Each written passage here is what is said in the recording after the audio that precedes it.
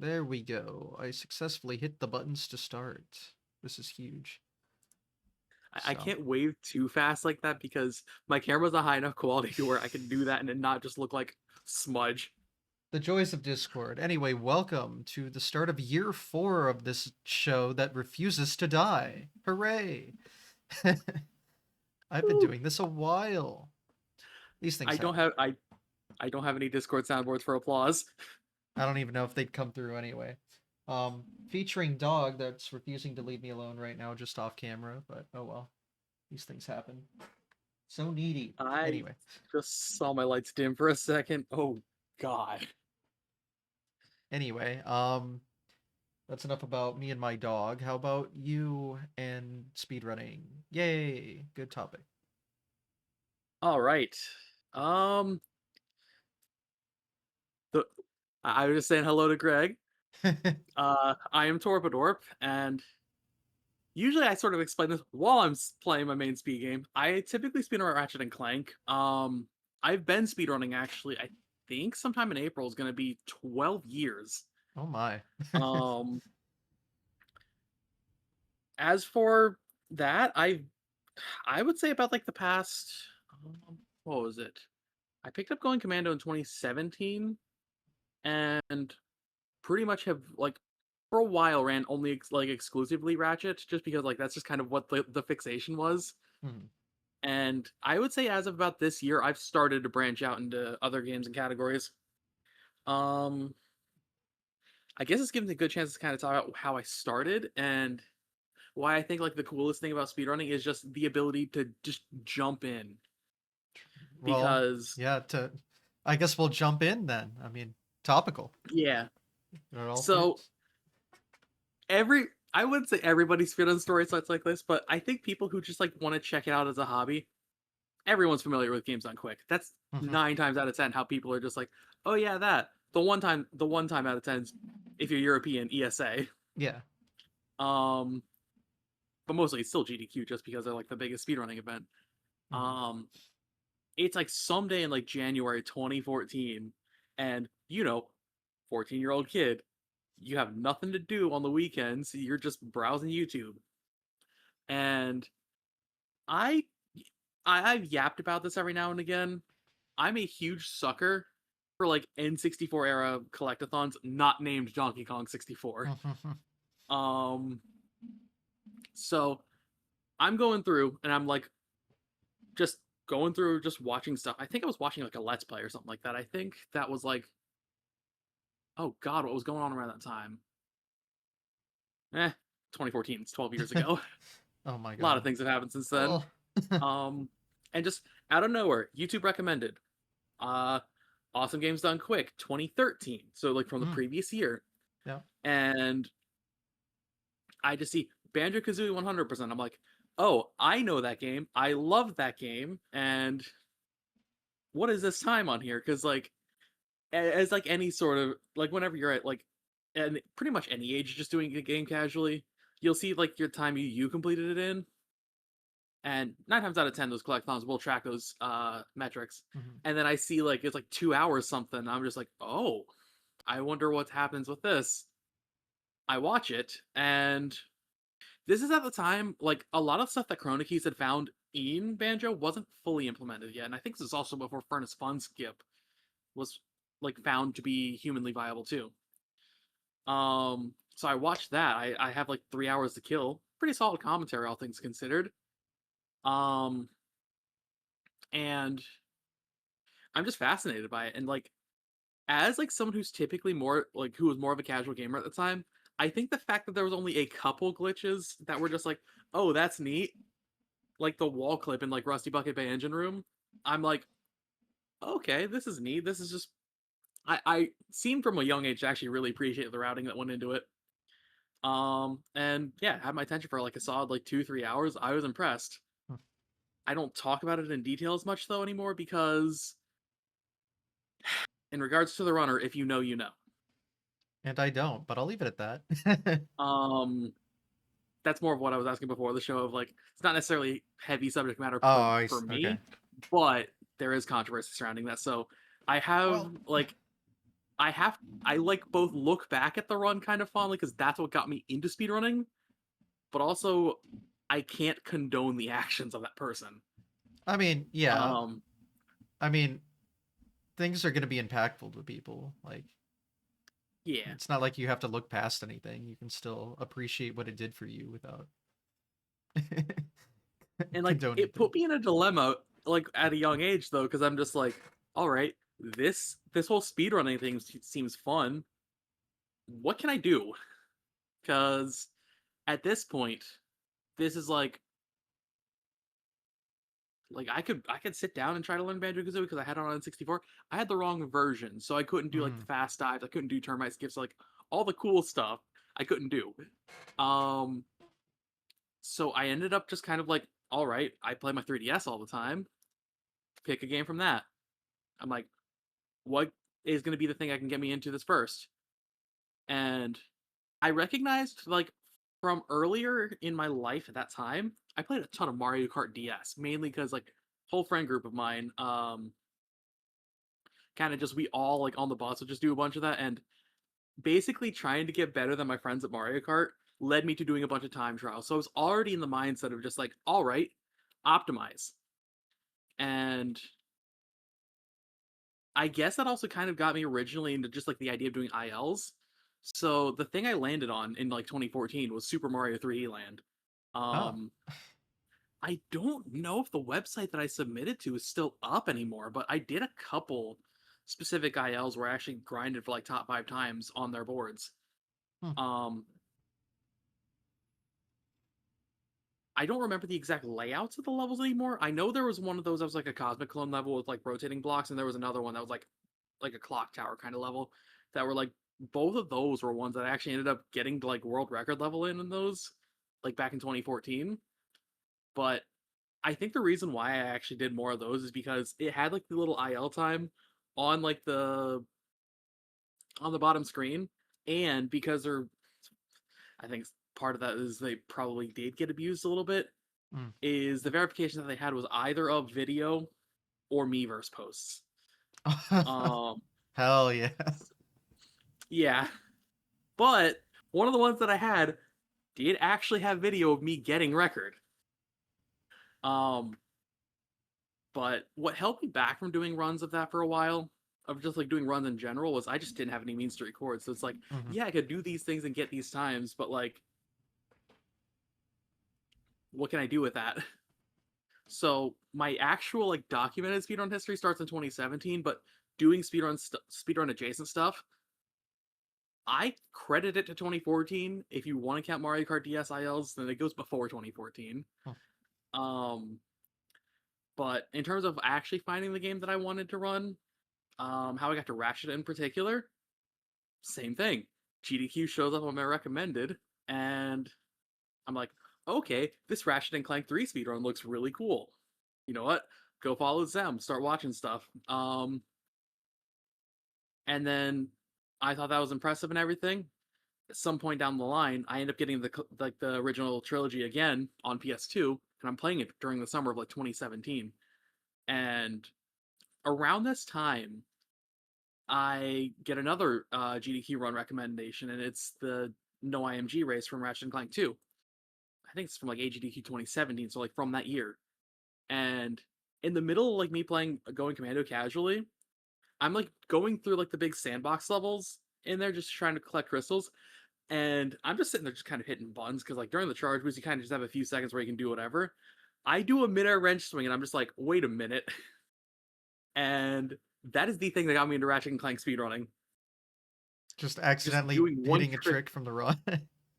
It's not even that I did the trick, it's that I did the thing that lets you do the trick. And I'm just like, Oh. oh, that's a thing.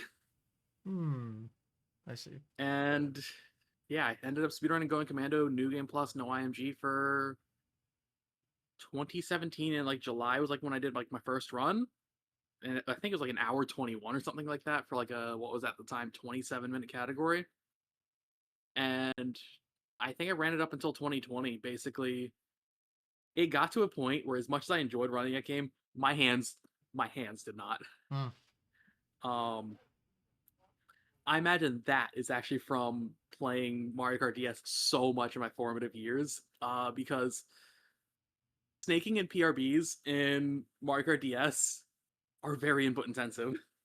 Oh yeah. I've seen things.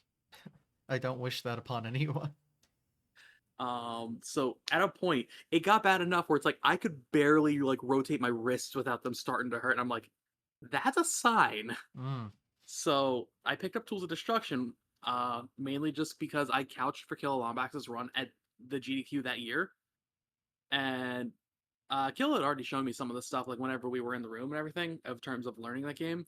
So I'm like, perfect time. I need to just play something else, but I still want to speedrun. And I've been running Tools of Destruction ever since. And I currently words. I just tripped over them. I currently hold the world record sweep in Tools of Destruction, and I would say 2025 was actually probably the best year I've had running that game. Mm. Um, I had something else I was gonna say that completely slipped my mind. Oh well. That's what it was. Okay. So, as much as I consider speedrunning to be like very much like a for fun kind of hobby, I'd be lying if I said I haven't actually like picked up like genuine like life skills and potentially like whole ass like outlooks on life from it. Like, Yeah. silly to say that it's because it's just like the premise is just beat game fast, but like it has probably been the thing that has taught me like patience and like long term investment. Yeah, I definitely feel better after speedrunning about life a little bit Yeah, in different ways, but and that's before you even get to like the community aspect behind it. mhm. Yeah, that's the main one, obviously, at least for me. But um, so when you said you started with, was it Going Commandos the third game? The second one. Oh, that's the second one. Oh, Uh, as you can see, I am not well. I'm not all knowing about PlayStation. I'm a Nintendo boy. I play the Mario. Um, so I have never played a Ratchet game. Um, but we'll get there eventually, probably. But so remind me. You said you did the third game, or was it the uh, third game that got you interested? so what kind of put Ratchet speedrunning on my radar was speedruns of the third game, but that's Okay. just because like at the time, and I would say still to this day, the most like recognizable face that everyone knows from Ratchet is Zem. Mm-hmm. And for the longest time, that was his wheelhouse. He like I wouldn't say exclusively ran the third game, but that was very much his best game. What's the third game's like title? Up your arsenal. Up Your Arsenal. I love that all of their names are like just ass jokes or whatever. But It's mostly innuendos or yeah. like subliminal messaging to specific things. So I know Tools of Destruction is actually more of a jab at developing for the PS3 Oh, interesting. more than it is actually like any sort of like sexual innuendo. I don't know. I've always found that funny. Anyway, so okay, Going Command is the second one. Up Your Arsenal's the third. So you did the second game, and was that like Yes. exclusively for the first 3 years, or In the first, I would say, yeah, for the first 3 years of like my like I would say modern era of speedrunning, yeah? it's just I had an Elgato in 2017 and just that just ran me for a long time. Yep. Um but yeah, pretty much exclusively that. Is there anything? If you want to be technical, I technically have done some like partial runs of Up Your Arsenal and of Ratchet and Clank 1, but that's just because the Ratchet and Clank community every summer does the relay. It's just like a handful of people get on teams and then race through like X amount of games. And it's usually like six of them, and it's usually like the six games that have like the most activity or like the biggest finds that lead to surges of activity.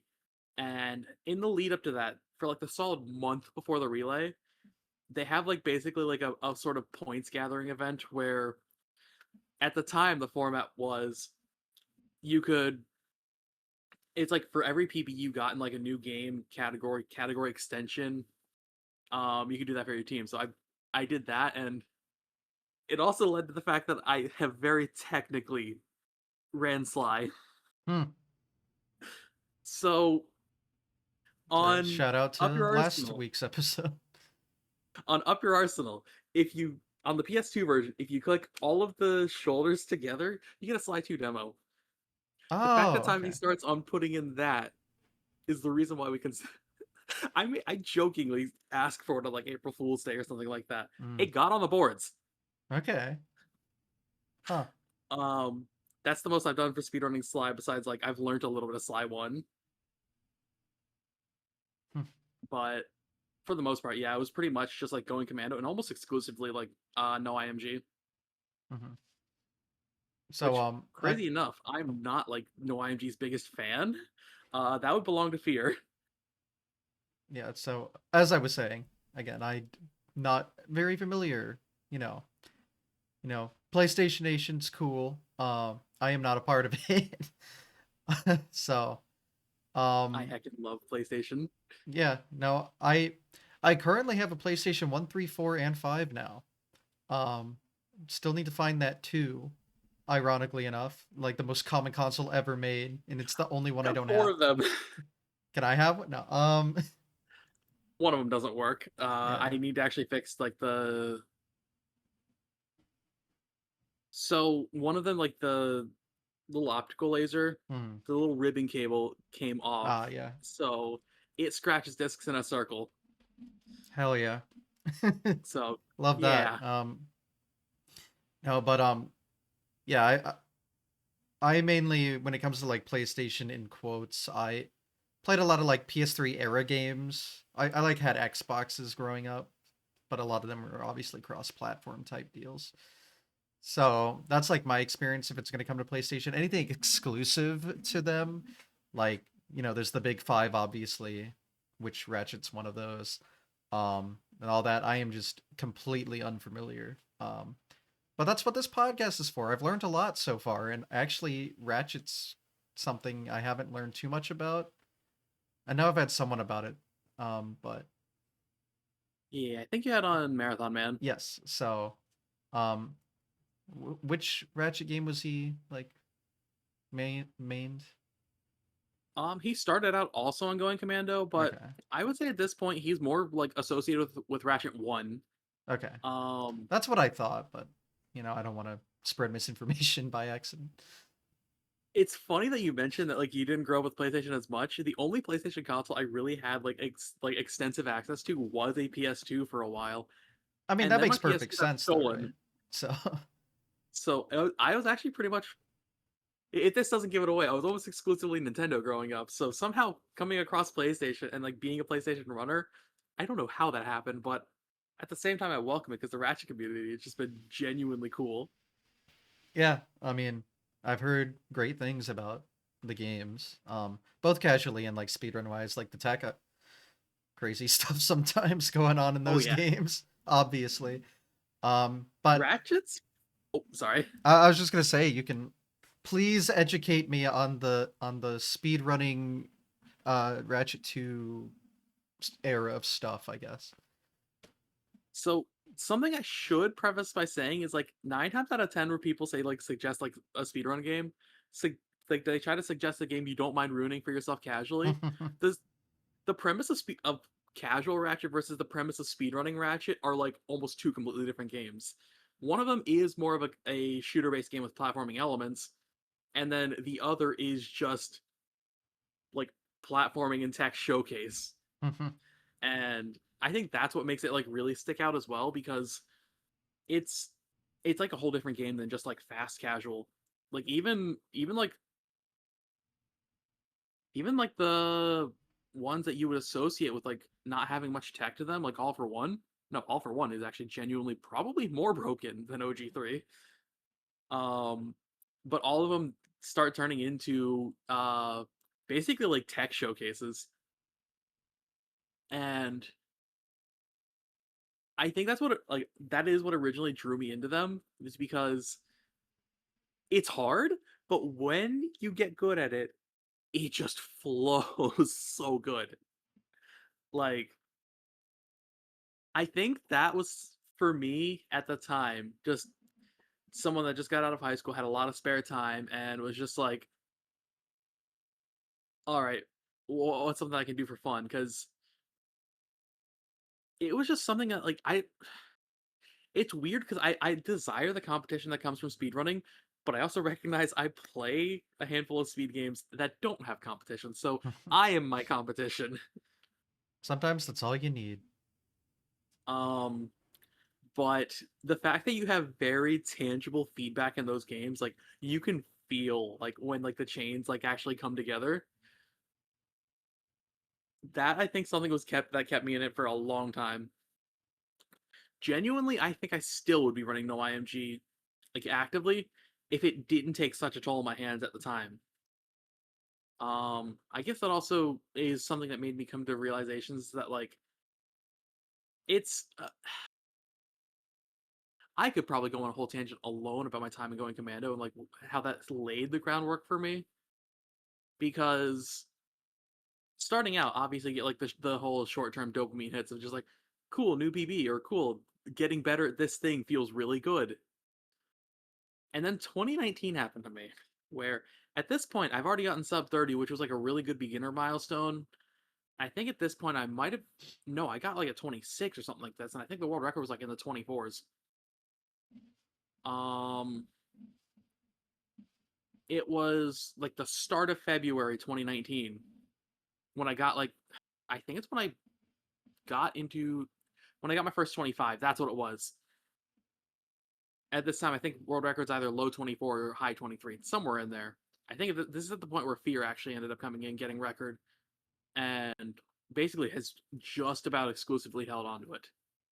Um, And that is also the situation in which I also learned the patience side of speedrunning. Like, it's all fun and everything until you realize you have to confront the discipline side of it, the part that isn't so fun. Um, it was a period of time where, for 9 months straight, despite nearly daily attempts, and when I say daily attempts, this is like at least 6 hours of streams, and that's not even counting the amount of potential hours of practice that I was doing both on and off stream. Wow. For a solid 9 months straight, I did not PB once. And I think looking back from like the perspective of 7 years ago compared like with how I am now, I think something like that was genuinely something that I needed because I think a lot of people do get demotivated very quickly if they don't actually see like the time go down. Hey, it's When me.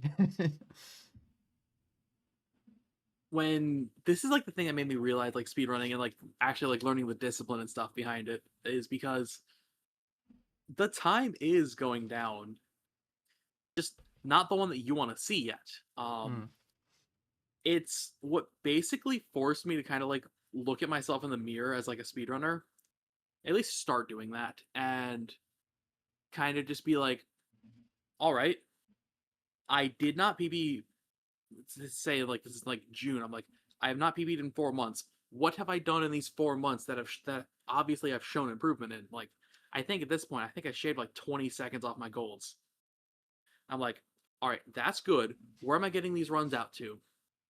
And as like the time like passed, it comes to like October or something like that, and at this point, I'm pretty much playing at a whole new level compared to what I was when I first got that 25. But my time hadn't changed yet. Like my golds were down. I was getting a lot of runs to like late game, and at this point, like it, you may feel like you're stuck in like a rut when it comes to these things. But like zooming out and looking at the big picture, even if like the like say like speedrunning, well, speedrunning is not a linear thing, but like say if it's like this, you're in a part where it's like might feel like this, but like right here, it looks like right here on like that chart, it looks like it's pretty much stagnant. But no, if you like zoom out and look at the big picture of what's going on, the trend is still going up.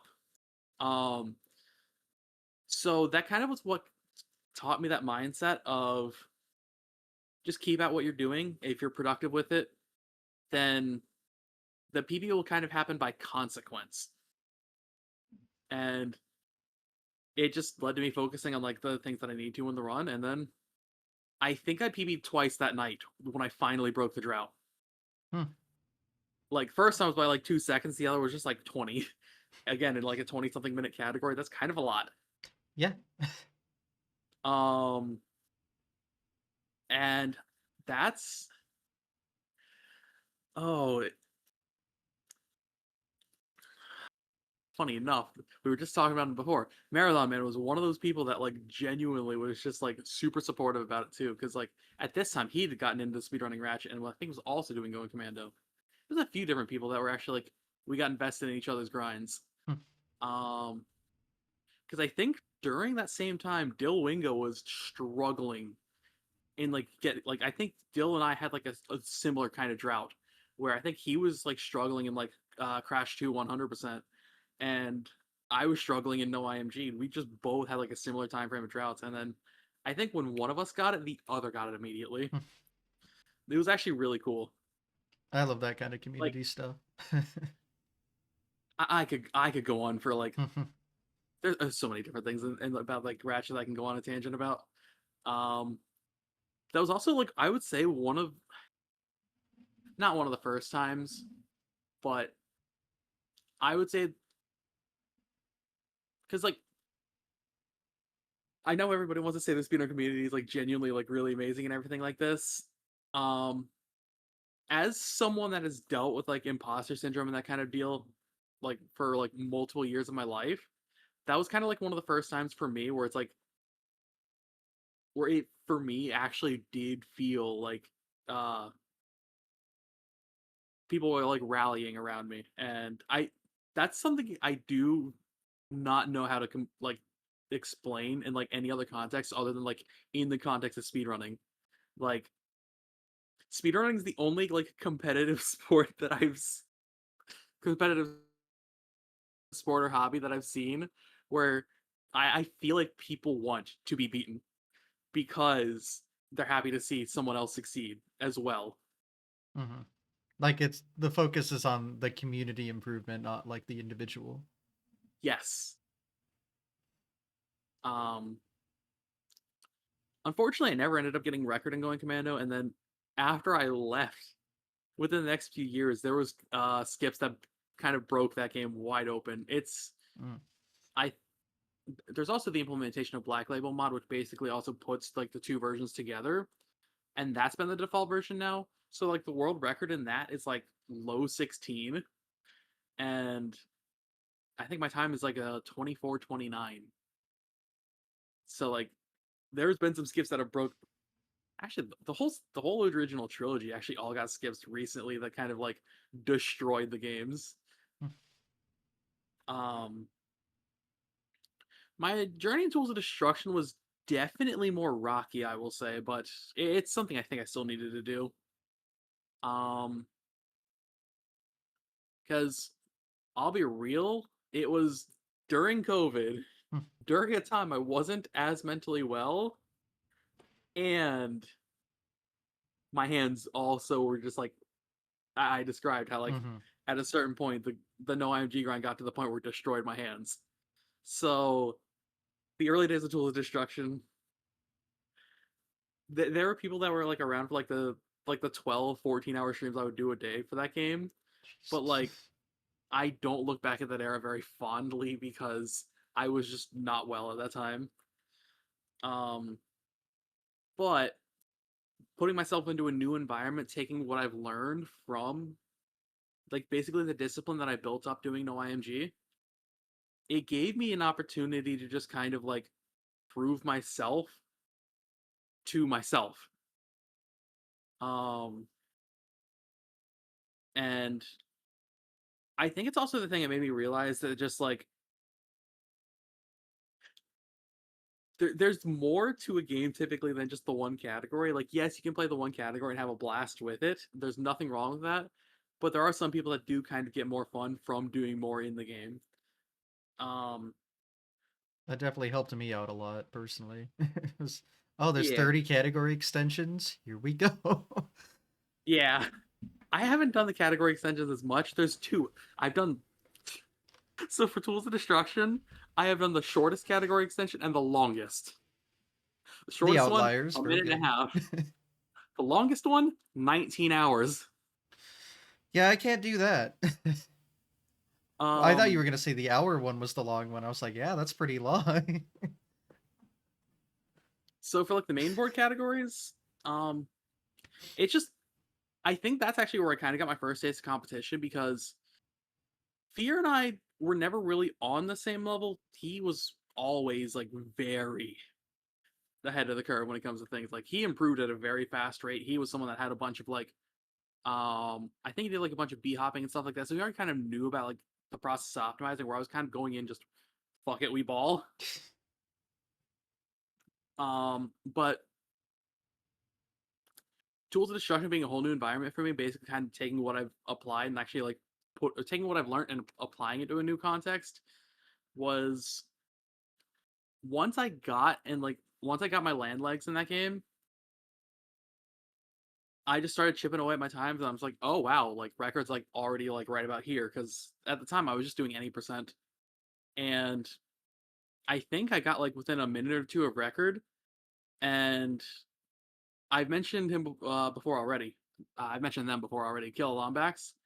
Um, they were just like, yeah, just go. Like you already got your sub hour and everything. Go for record because at the time the record was like 57:37 or something like that. That sounds about right.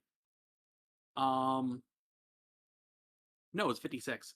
Killa like just gotten to 56 while I was in the middle of that grind. So I get to like 57 range. Killa's just like, you can get record. I'm sitting there thinking, I'm like, I don't know if I'm at that point yet. Killa's just like, you can get record. You've been getting like a rough shake of things, and you can do this. And I think it's the fact that like that another example of people in speedrunning, I think want others to succeed more than they do themselves, but like in a good way, kind of applied. Because off rip, I ended up getting like I wouldn't say run of my life because like I've had more of those since then, but at the time it was genuinely kind of an outlier pace. And I ended up getting record off of Killa by like 10 seconds. At this point, like I realize I'm on record pace like late into the run. I take my headset off, so I'm not even like hearing Killa in Discord call at all. And I get like one of the final skips in the run. Killa's just like GG. That's it. That's record. Hmm. I don't realize it yet because at this point, I think I somehow no, I didn't hide my splits, but I think I had it on like a set, like on like one of like the splits layouts where there's just no splits. Mhm. So I don't know what pace I'm on. And then I look and then put my headset on. Kill is literally just like GG. I'm like, at this point,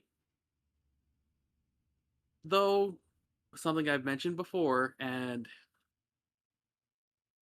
I feel like it's kind of a shared experience, like in like the realm of speedrunning, is I feel like a lot of us kind of definitely have a lot of like at the very least what we have or have had negative outlooks on ourselves. Guilty, yeah. Um, so even though like I got record in this at the time, I'm just sitting there. I'm like, it was kind of a fluky run. I only beat it by 10 seconds. Killa's still very able to get another run. Um, so even though I finally got like world record in like a ratchet game, which is something I hadn't done yet, something didn't really sit right with me on that still. This run sucks. Like fast forward a month later, and I'm like, CJ from Speed Docs reaches out to me and is just like, hey, yeah, we're doing like a little marathon and everything. We want you to be one of the final runs for it. Hmm. I think I was a second to last run, and I think Outrageous Josh with Jack 1 was like the final run. So I'm like, all right, I'd be so down to do that. In the lead up to that, I've also realized a lot of my best moments in speedrunning in those like years came from times where I just wasn't well. Because I can tell you that day very clearly. It was August 31st, 2021. I come home from the shift from hell from work to the news that I kind of knew it was coming, but to the news that our dog passed away, Oh, um, he was he was already on like his like last he was already on like his last few days, and um I'm working like the night shift at this point, so this news is hitting me at like 5 in the morning. Um, and later in that later on in that morning, we get a call from my mom. One of the kids tested positive for COVID. We need to take tests to actually get COVID tested as well. I also test positive for COVID. So in the span of like 4 hours, everything fell to shit. yeah. And I'm just like, man, I'm like, things suck. What can I do right now? And I don't think I engaged with it in a healthy way, but like at the time, I'm like, well, the only thing I can do right now is just kind of take my mind off things. So probably some of the most like off rip that I've like started a stream. Hmm. Did a little bit of practice, kind of explained the situation. I was just like in a very somber tone most of the stream. I broke the next minute barrier and taught any percent. And that's where it finally,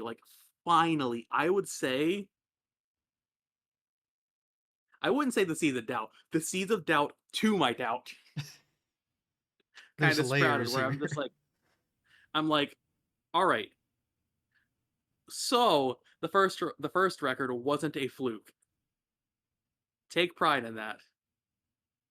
Um, Obviously, like don't rest on your laurels when it comes to that, but like that kind of like was the finally the thing for me that started to make me.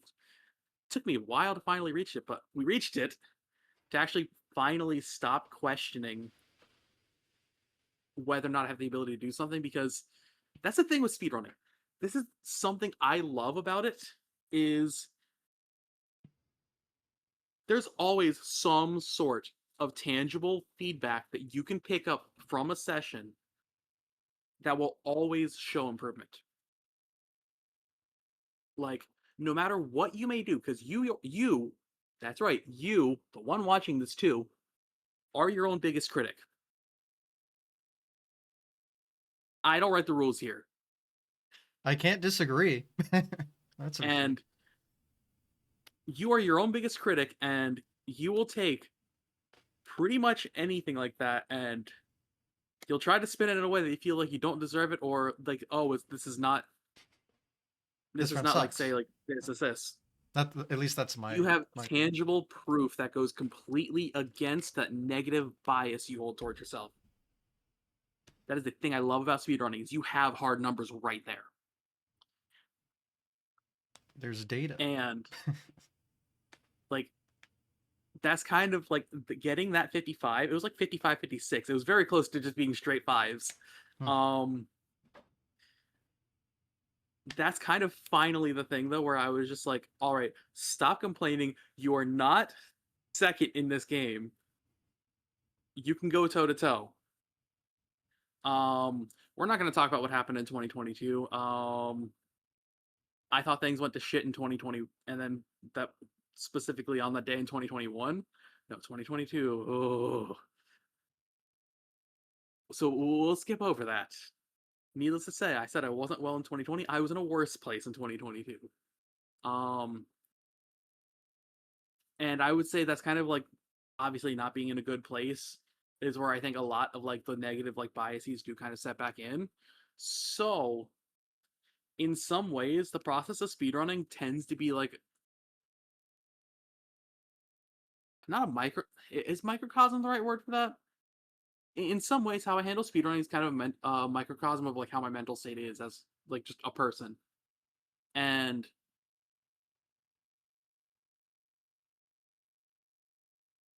basically, just the TLDR of 2022 was that my grandma, the person I was closest to, passed away, and it was like right after like the place that I was working basically just said "fuck you, get out of here" without like any sort of reason as to like why they fired me. It's like in the span of a week. So I was just like completely a wreck for like a long time. Um, and I would say it was starting to show in like speedrunning to the point where I wasn't having fun with the hobby. Um, but like at the same time, something still didn't feel right about like me not having fun with it. I'm like, there's something going on here that's like not just, oh, I don't want to speedrun. And in that time, like the year or two after that, where I was like still kind of like healing from things, I think is also at a time where I just started to get a lot more introspective. And I think my mindset on speedrunning now, I think I've been on like the whole tangent of Ratchet speedrunning for like 30 minutes now. I think my mindset for speedrunning now kind of gets reflected from like having become a lot more introspective of a person. At this point now, when it comes to speedrunning in the year 2026, I don't really care whether or not I PB as much. Like, I've kind of just realized the fun, like where I have the fun with speedrunning, isn't necessarily bound by game or by like PB. It's the fact that I'm like working on a process, and as long as I'm working on the foundations of that process, it's the principle of if you improve by 1% every day, you will improve by at least 400% almost by the end of the year. Um, so basically, just like work on your process, and like everything else kind of just happens. Um, I say that I haven't actually PB'd in 2026 yet, but at this point, like 2024 or late 2024, when I actually finally started getting back into actively speedrunning, um, at this point, I think 24/7 Yu-Gi-Oh had pretty much the Tools of Destruction sweep that I once had, and 2025 taking that new mindset that I kind of adopted from like sitting down and actually addressing my mental health led to what I would consider to be my best year of speedrunning. And at this point, I finally got the run I would consider the run of my life. And that sort of deal where it's just like, I don't know how to describe it other than the run that made me just look and just be like, shut up, you can do these things. These people have to grind the fuck out of the game to match this time now. Take pride in that. You are a good runner. And it's from like the new, I would say it's from the new mindset that I ended up adopting by like the end of 2024. And I'm kind of glad that it's led me to a new relationship with speedrunning now, in that what I enjoy is the process of it. So now I finally don't feel as like pigeonholed into running like one specific game. Not that I ever did feel like that, but I always kind of like hyperfixated on one game at a time. Um, so now in 2026, I'm on what I call my run shit arc. Hmm. Uh, right now it's just really been a lot of Ridge Racer, but we're branching out slowly but surely. And that's the timeline, huh? That is my entire speedrunning timeline from 2014 to now. You know Well, what? At least 30 minutes to kind of explain that makes sense because there is 12 years of history. yeah, not too bad, honestly.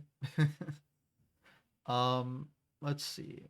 Well, first, there's something I meant to ask that. Oh, wait. You're. Fulfillment, that's the word. That was the Okay. word that was escaping me. I see. Um, yeah. Anything. Anyway, I forgot to ask something a while ago. Um, which is gonna seem very off topic now, but the category you were running for the second Ratchet game. Going Um, Commando. what is it an abbreviation for? So for Going Commando, that category is New Game Plus, No Insomniac Museum Glitch. That's a lot of words. In pretty much every single version of that game. So when you it's it's specific criteria that gives you in the second game, but 9 times out of 10 the Insomniac Museum is some sort of 100% reward, where it's just a separate like whole level they can go to, and it just kind of serves as like the place where a lot of like cut content, beta ideas, and stuff like that are showcased in the game. And it is notoriously buggy in the second game. In the original PS2 release on Black Label, you can literally just go there and leave, and it takes you to a planet 2/3 of the way through the game. Oh, okay. It leads to some really funny interactions though, because you have like no gadgets. So you have to get creative with some skips. Otherwise, if you don't know how to get through those, you soft lock your file. Mm. But that being said, like pretty much any sort of speed tech can get you through that. And because of how New Game Plus is in Ratchet games, you carry over your weapons and mainly the charge boots, which are the basis of pretty much like 3 or 4 games worth of Ratchet and Clank movement. So we use it. We use Insomniac Museum Glitch to beat the game within like 5. It is a 5-minute category now. Now you're speaking my language. Oh no, we're not at the point of near human perfection. Hey, I mean, Nowhere near that yet. hey, the time frame is close. I'll give it that. To be fair, I guess it's closer to 6 than it is to 5 because it's like Close enough. I think Fear's record's like 5:54. All right, I'm checking this real quick to make sure that I'm not wrong. I go to Black Label mod 5:58. That is quite fast. Yeah. Just a little bit. But yeah, Insomniac Museum Glitch is that's just the way that we call it. Mhm. It's also really funny because some people just call it no images. But yeah, without that, it's like it's pretty much still like about a 20-minute run. Ratchet games are, especially OG3, are really broken. I also think a really cool thing about specifically Ratchet and Clank 2 that got me into that one in particular was the novelty that you can do that entire run without Clank. Hmm. So it is Ratchet just and straight up like fundamental movement.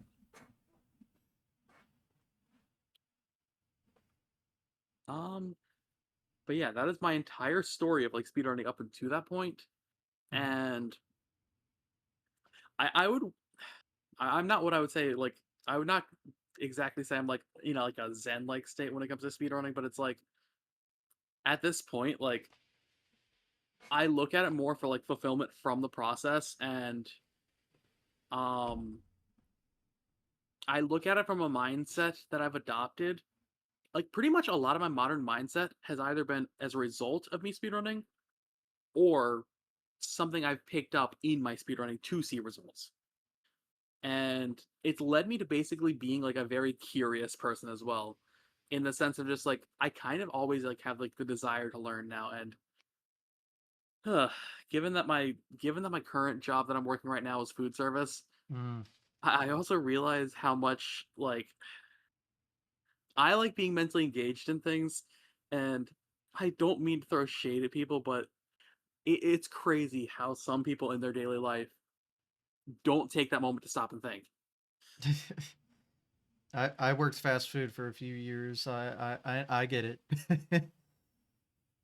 Like, I don't know how to explain it other than that because it feels like I'm kind of like talking down, but like No, I I I it's I remember things that I it's led wouldn't me to being wish. very grateful that I have the mindset that I do now. That's about the best way I'm gonna put it. Yeah. No, yeah, I promised myself I would never work in the food industry again for Well, many I'm in the reasons. process of applying out of there. Yes, so good luck on eventually getting out of there, I guess. It sucks. Yeah, no, it is not good. I have choice words that I will not use. Uh, Yeah,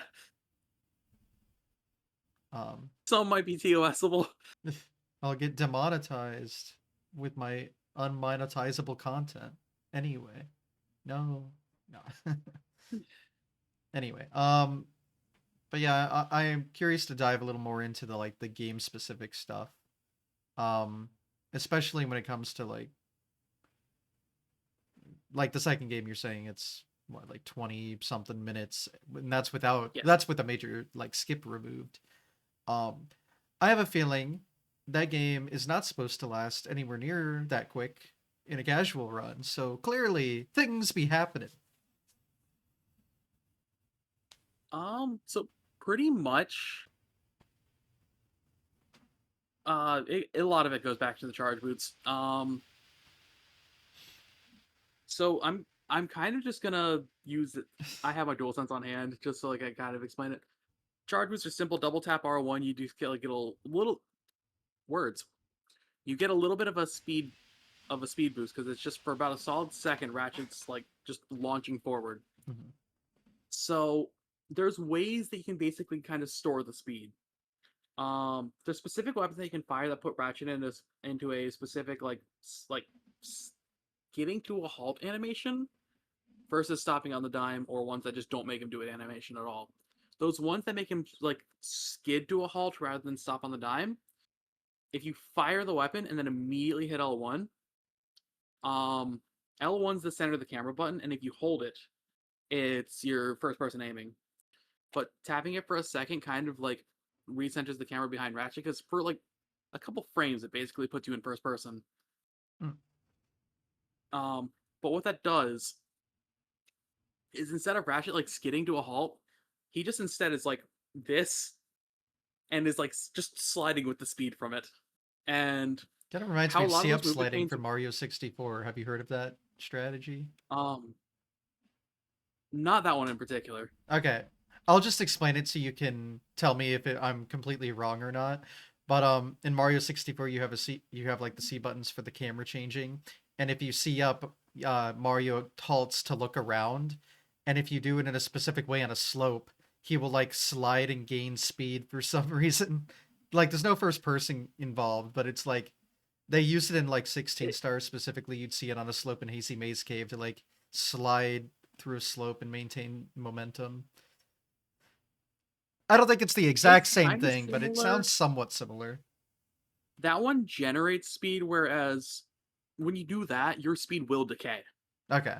Um, but it's a similar sort of deal where it's like you're Like using the that sort of camera like look around. manipulation is the similar part. Yeah, Okay. but basically just from like kind of doing like specific bits of movement. So typically Ratchet's side flip is actually the thing that preserves speed some of the best. You can kind of just use that to get faster ground movement.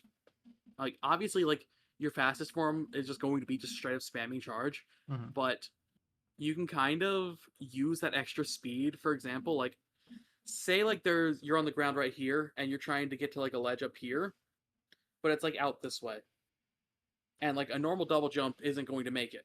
So if you have speed, and we just call it doing a neutral because it's just Hmm. a lot of Ratchet's tech happens with the stick is not neutral, or if the stick is kept neutral. Um, so you'll do that. You'll basically do the camera thing, and then you'll have the speed from that when you do your side flip. That just gives you extra momentum to basically cross certain things that you normally wouldn't be able to. Um, a great example of this that I can point to is Planet Notak in No IMG. There's a bridge there that like you can just clear that with enough speed Hmm. and doing just a side flip. That's like the easiest example I can point to when it comes to something like that. And it's specifically the charge boots mixed with like how the weapons interact, and the weapons being part of unique interactions, I would say has become a characteristic of the entire series now. Like Rack 1 and Rack 2, you have any of the glove weapons which can be used to generate. No, Ouya has it too. All three of them have something that you can do with the gloves that gives you some sort of height up near a wall.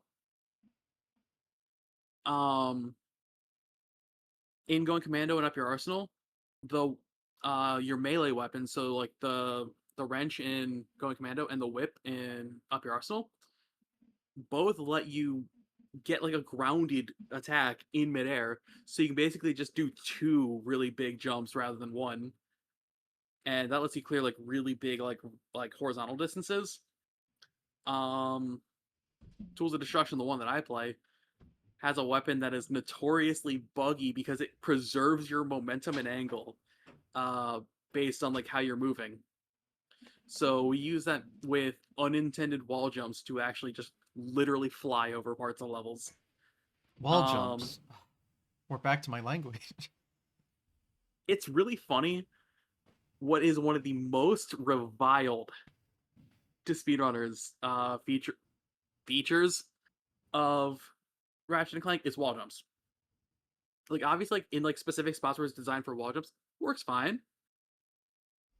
Ratchet, for whatever reason, when he double jumps against most solid walls, will do one or two wall jumps off of it. That's it. Usually it's just one, and then like if it's like in a very precise spot, you just jump right off into the void. Hmm. Tools of Destruction kind of changed how the movement engine works.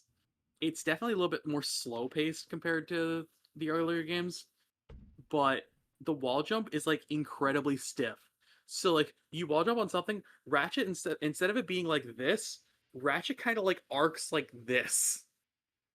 So like goes almost straight up and then like goes off. It's like really high and then he kind of goes Okay. over. Interesting. Um I don't think that's how momentum works, but it's not. It's so funny though because that sort of wall jump against a random wall interaction still works in Tool of Destruction. But what makes that work is you think the wall jump angle's fucked up already. If you get a wall jump off of a curved surface, so oh it's no. applying that at this point. Like the surface is curved like this. Normally, you're getting a wall jump off of a straight surface, so just boom, like that. This one's more like a you go like this, and again, if you just don't hold a direction on the stick, it preserves your that keeping the stick neutral in Ratchet is actually a very consistent thing. Um, you'll do that, and with because that whip gives you like a little bit of a height boost. Also, you gain height typically, Hmm. and yeah, you just fly. So Ratchet's just always really high, and you can skip a lot of In things. some ways. Yeah, okay, I see. Um, like that's that's one of the reasons why I enjoy Ratchet speedrunning as much as it does. Like that's like to the degrees of how far removed from the casual experience speedrunning can be. Hmm. And I think that gives it a really cool novelty that not a lot of games have. That actually gives me a question: is there like a glitchless category?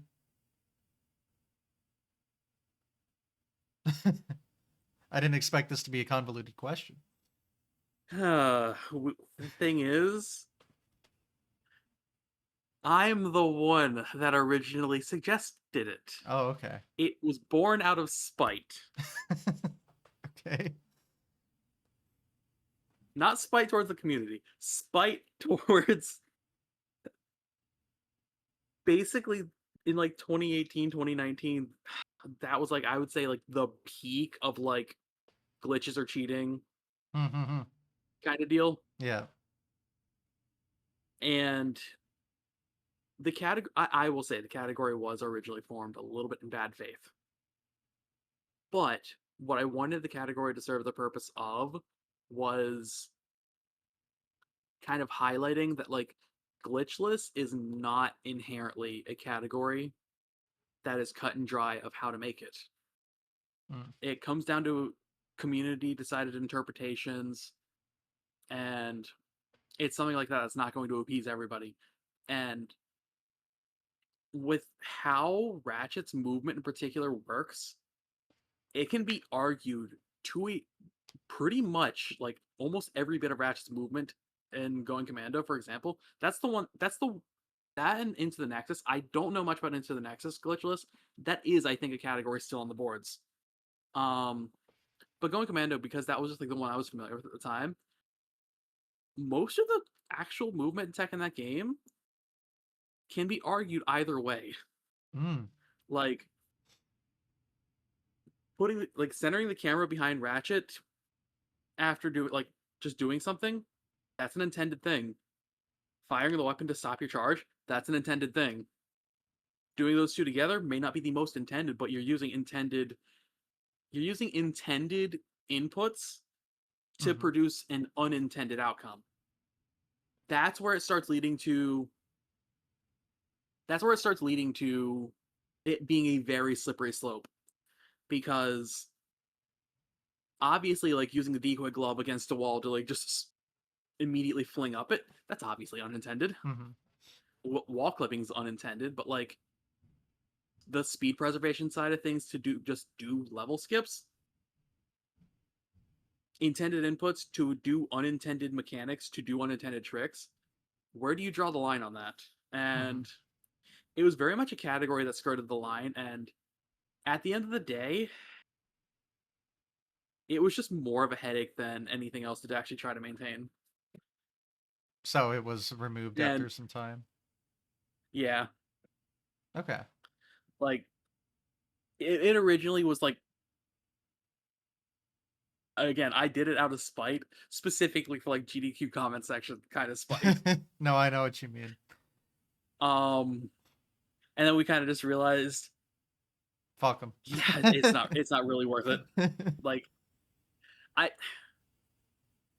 if it didn't affect the basic movement so much, I could understand it. But because Ratchet's own basic movement tech can be argued as to whether or not it's like glitched, it just does not lend itself to actually being a sustainable category with clear rules. Hmm. Well, my initial like reasoning for asking this was I was gonna ask what like the length of the run would be in that kind of situation compared to the regular any percent. For new game, so pretty much any of the stuff that Ratchet's one of those where the new game plus categories tend to be the most at least popular and beginner friendly, or at Hmm. least accessible. So most of the categories that do get implemented, if they are category extensions, do tend to usually be new game plus categories. So glitchless that we did for that one was in new game plus, and I think Fear ended up getting like a 55 or something like that. I did a few runs to basically kind of like lay the groundwork for the category. Fear is actually the one that optimized it because he also had the PS3 version at the time too, which that one was actually faster for glitchless. Hmm. Um, so yeah, like it adds on. It also adds on like two or three whole splits that you actually have to go out of your way for that aren't in no IMG. Yeah, it's like double the length. It sounds Yeah, pretty much. it's like the two or three levels that get out are the most time consuming ones. Yeah. Okay. So with the skips minus the very broken one, you're it's like skipping half the game in a speedrun sense. Yeah. I mean that's significant. That's a lot of game, even with the like I'll admit the other category kind sounds kind of dumb, but I mean, is it like technically true? Any percent is using that like doing the 6 minute thing. So Insomniac Museum Glitch only actually works on the New Game Plus categories. Mm. Regular any percent is actually a whole completely different beast. Okay, The charge boots are not part of that category at all because they get unlocked it later. being one of the most it is one, unlocked later, two, one of the more time consuming parts of the run, Ah, three, you actually have to go out of your way on a different split to actually unlock the level that it's on too, so it's even more of a detour. of course. The time that you would save from having the charge boots is not enough compared to just going without the charge boots and just doing all the pack movement instead. Wow. Um, Unfortunately, I'm not that well versed in going commando any percent. Um, Okay. I have made my thoughts on the category very clear. I do not enjoy playing it. Okay. Um, So all categories are split into like new game and new game plus, and new game plus is like the favorite. yes. Okay. If I can pull it up, I'll actually provide you. I'm actually on Hmm. the going commando boards. That's right. Huge. It's This is pretty much how the layout of it is. So we don't necessarily have like sub tabs for NG and NG plus. Okay. It is just straight up like New Game Plus, no IMG. any percent. Like all of them are their own separate categories, and then split up by their systems. Okay. So the NG and NG plus is not considered a subcategory. It like define there are like literal category differences, and then the subcategories are your Yes, platform subcategories. Man, I'm words too. Anyway, that one's gonna be more dependent on the game though, because like for example, Tools of Destruction is all on one board because it for the longest time was only on PS3, and I think only recently just got done on PS5 through mm, PS Now. okay. But like anymore, pretty much every Ratchet and Clank game just about is optimal on PS3. So Hmm. um, the game plan nowadays is just get a PS3, install custom firmware on it, and acquire the games through perfectly legitimate Mm-hmm. means, Yes. or through getting them through legitimate means. Mm-hmm. Um, Obtaining the software. I know. What was it? January last year. I actually finally went through with like doing like setting up a PAL account and getting like some of the PAL copies. Hmm. Um, Finally, just like for some quality of life things, because we also have a practice tool that works with most games uh, on the PS3 for the Ratchet series. Yeah. I love my Um, PS3. And I've been playing a lot of games that I totally, required legitimately. Uh, Great stuff. yeah, I just love how, easy it is to play games legitimately on it. It's so nice. it's surprisingly easy to mod your PS3. Yeah. Much like the 3DS, although not quite as easy, but like decently easy enough. I just looked over here because I have like two 3DSs sitting on top of each other that I'm pretty sure are both homebrewed. Oh yeah, mine I have messed with quite a bit. Yeah, 3DS is probably the easiest in my opinion. Unless you count like buying an Definitely. EverDrive as modding your system, but that's a little different. I don't know on that one. Yeah, I wouldn't. Um, Like you don't have to manipulate the console itself in order to load things. Um, but yeah, PS3 has been very speaking good of to like me. speaking of loads and stuff, we've actually entered a new kind of like period of time for. We have finally. I guess this gives me a perfect chance to kind of like segue into this kind of topic. We're facing a point right now. Um, I think we're handling it relatively well, all things considered. Unfortunately, I think it is creating more of a dependency on modding, but I think doing something like that to actually increase the quality of life, I think does trump the value of like the sanctity of the run, if you want to call it that. Hmm. Um, because for a little while now, I say a little while, I think it's been a thing for a long time, at least in Going Commando. Um, Sometimes the game can just load longer or load more, Mm. and it's no fault of the runner, and it's not even like 9 times out of 10, it's not even anything in the runner's control. And we had that to a point where something like New Game Plus, where at the time it was like a 7 minute category, we had some records that were like the gameplay was actually faster, but because of loads was slower. Mm. And there's no So way we've to like started. remove load times easily because it's on console instead of PC, right? So we finally started. That's actually what I think is one of the best things about Rackman, like the new practice. It's not new at this point, but it's like basically synonymous with like PS3 Ratchet now. Is because it connects directly to like the your PS3 and like the game ID in particular that it recognizes as loaded. It's actually able to kind of tell when those extra loads and stuff happen, Oh, so it can kind of do that. and it does time it out now. Ooh, that's really So cool, it's not. actually. We don't do load less because there'd be a handful of splits that the optimal thing to do is once you get like the coordinates or stuff, the game autosaves and load that. Mm. But we push for load standardization Okay. so that there's still a focus on like there's still a focus on actually like doing backtracks where they're more viable to, and basically still not penalizing runners just because the game decided to load longer. Um, the other funny thing about this too is with the advent of some strats in Deadlocked and in Tools of Destruction that require you to quit out of the game,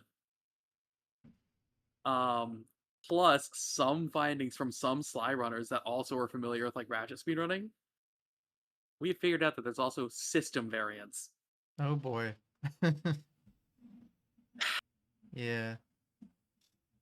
Backwards compatible PS3s that don't have the physical backwards compatibility in terms of like I forget exactly what it is. Hmm. It's late model fat PS3s in particular Yeah. are some of the fastest ones at actually quitting out to XMB and getting back into the game. Mm. To the point that in Tools of Destruction New Game Plus, a category that I hold the world record in by I would say probably 30 to 45 seconds over second place, I lose 24 seconds to the second no to the third place runner who's like right on the doorstep of second. So basically second place because he has a late model fat PS3 and I have a slim Wow. because it's 8 seconds. It's 8 seconds per quit out, and there's three of them in the run. Oh my god. So, yeah, if I actually had a correct model of PS3, I would actually have a 31 in that category, which still insane to think about. That's Um, that's very significant actually. Jesus. but that's something that they're for Deadlock they've got it figured out now. Um, for Tools of Destruction, I haven't actually tested it with the new stuff yet because I've kind of been taking a break from the game. Fair. Again, Ridge Racer arc. Um, but they're actually getting to the point now where they're standardizing the quit outs as well. And I think it's actually creating like really good like parity between like models of PS3 now to where like it's the push for accessibility that I think like is like really good. Like I think Mhm. Ratchet's handled the situation of run purity versus accessibility very well. Yeah. Um at the end of the day, like at the end of the day, my mindset as someone that originally used to be like a purist when it comes to like everything by the books, I very much have like seeing like it was seeing Scotto lose some going commando records because of exactly long loads, despite playing a faster run. Um, my own New Game Plus grind in Tools of Destruction, where I had multiple runs that were like on 32 pace, but lost so much time to long loads. Where Hmm. yeah, it kind of really shifted me over to the mindset, as well as like the implementation of Rackman for like helping like with like the runs and everything as a whole in terms of leveling playing field is pushed me more towards a mindset that speedrunning is kind of an arbitrary hobby. So Yeah.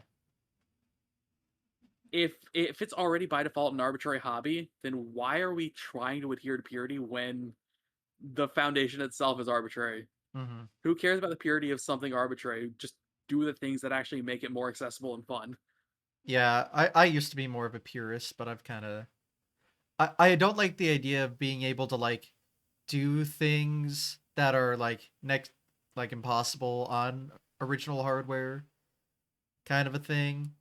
But like in terms of just like loads and stuff or like taking, Sunshine's cutscene remove mod or whatever. Stuff Yes, like that, like obviously. that is the thing that completely like shifted my mindset on that. I was just like, Yeah. because one of the games I started learning in 2017 was Sunshine, and Mm. Yeah. even in 2017, I thought the cutscene, like I thought cutscene skipper was mandatory. Yeah, like that kind of stuff.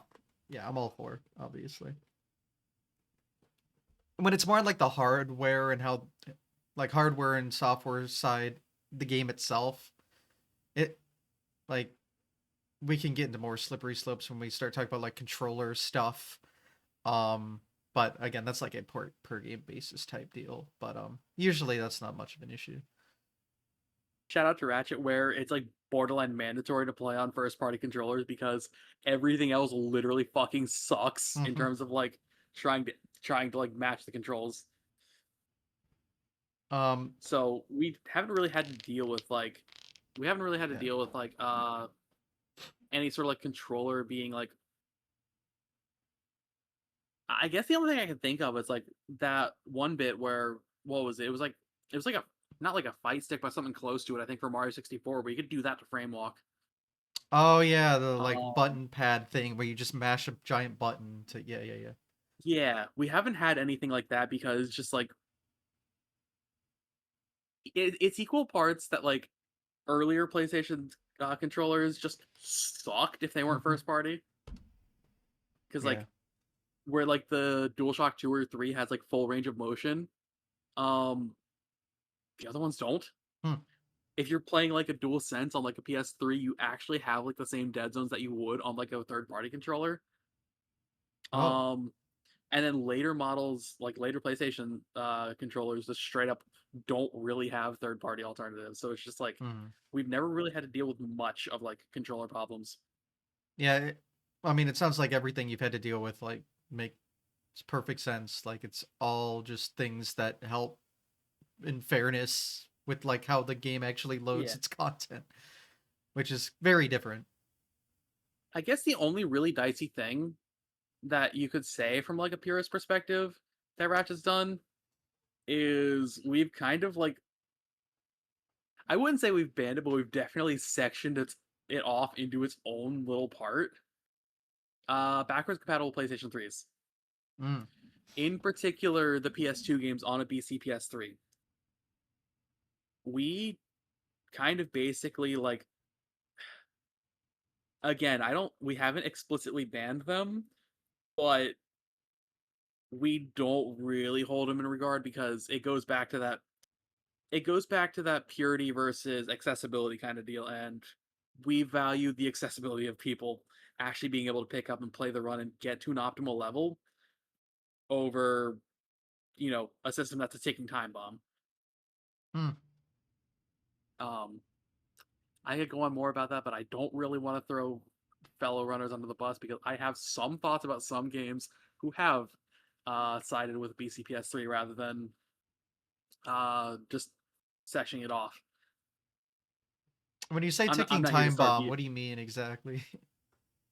Earlier BCPS3 models, unless you actually, I think I forget exactly what it is, but they are very prone to overheating, Okay. Yeah. and it's like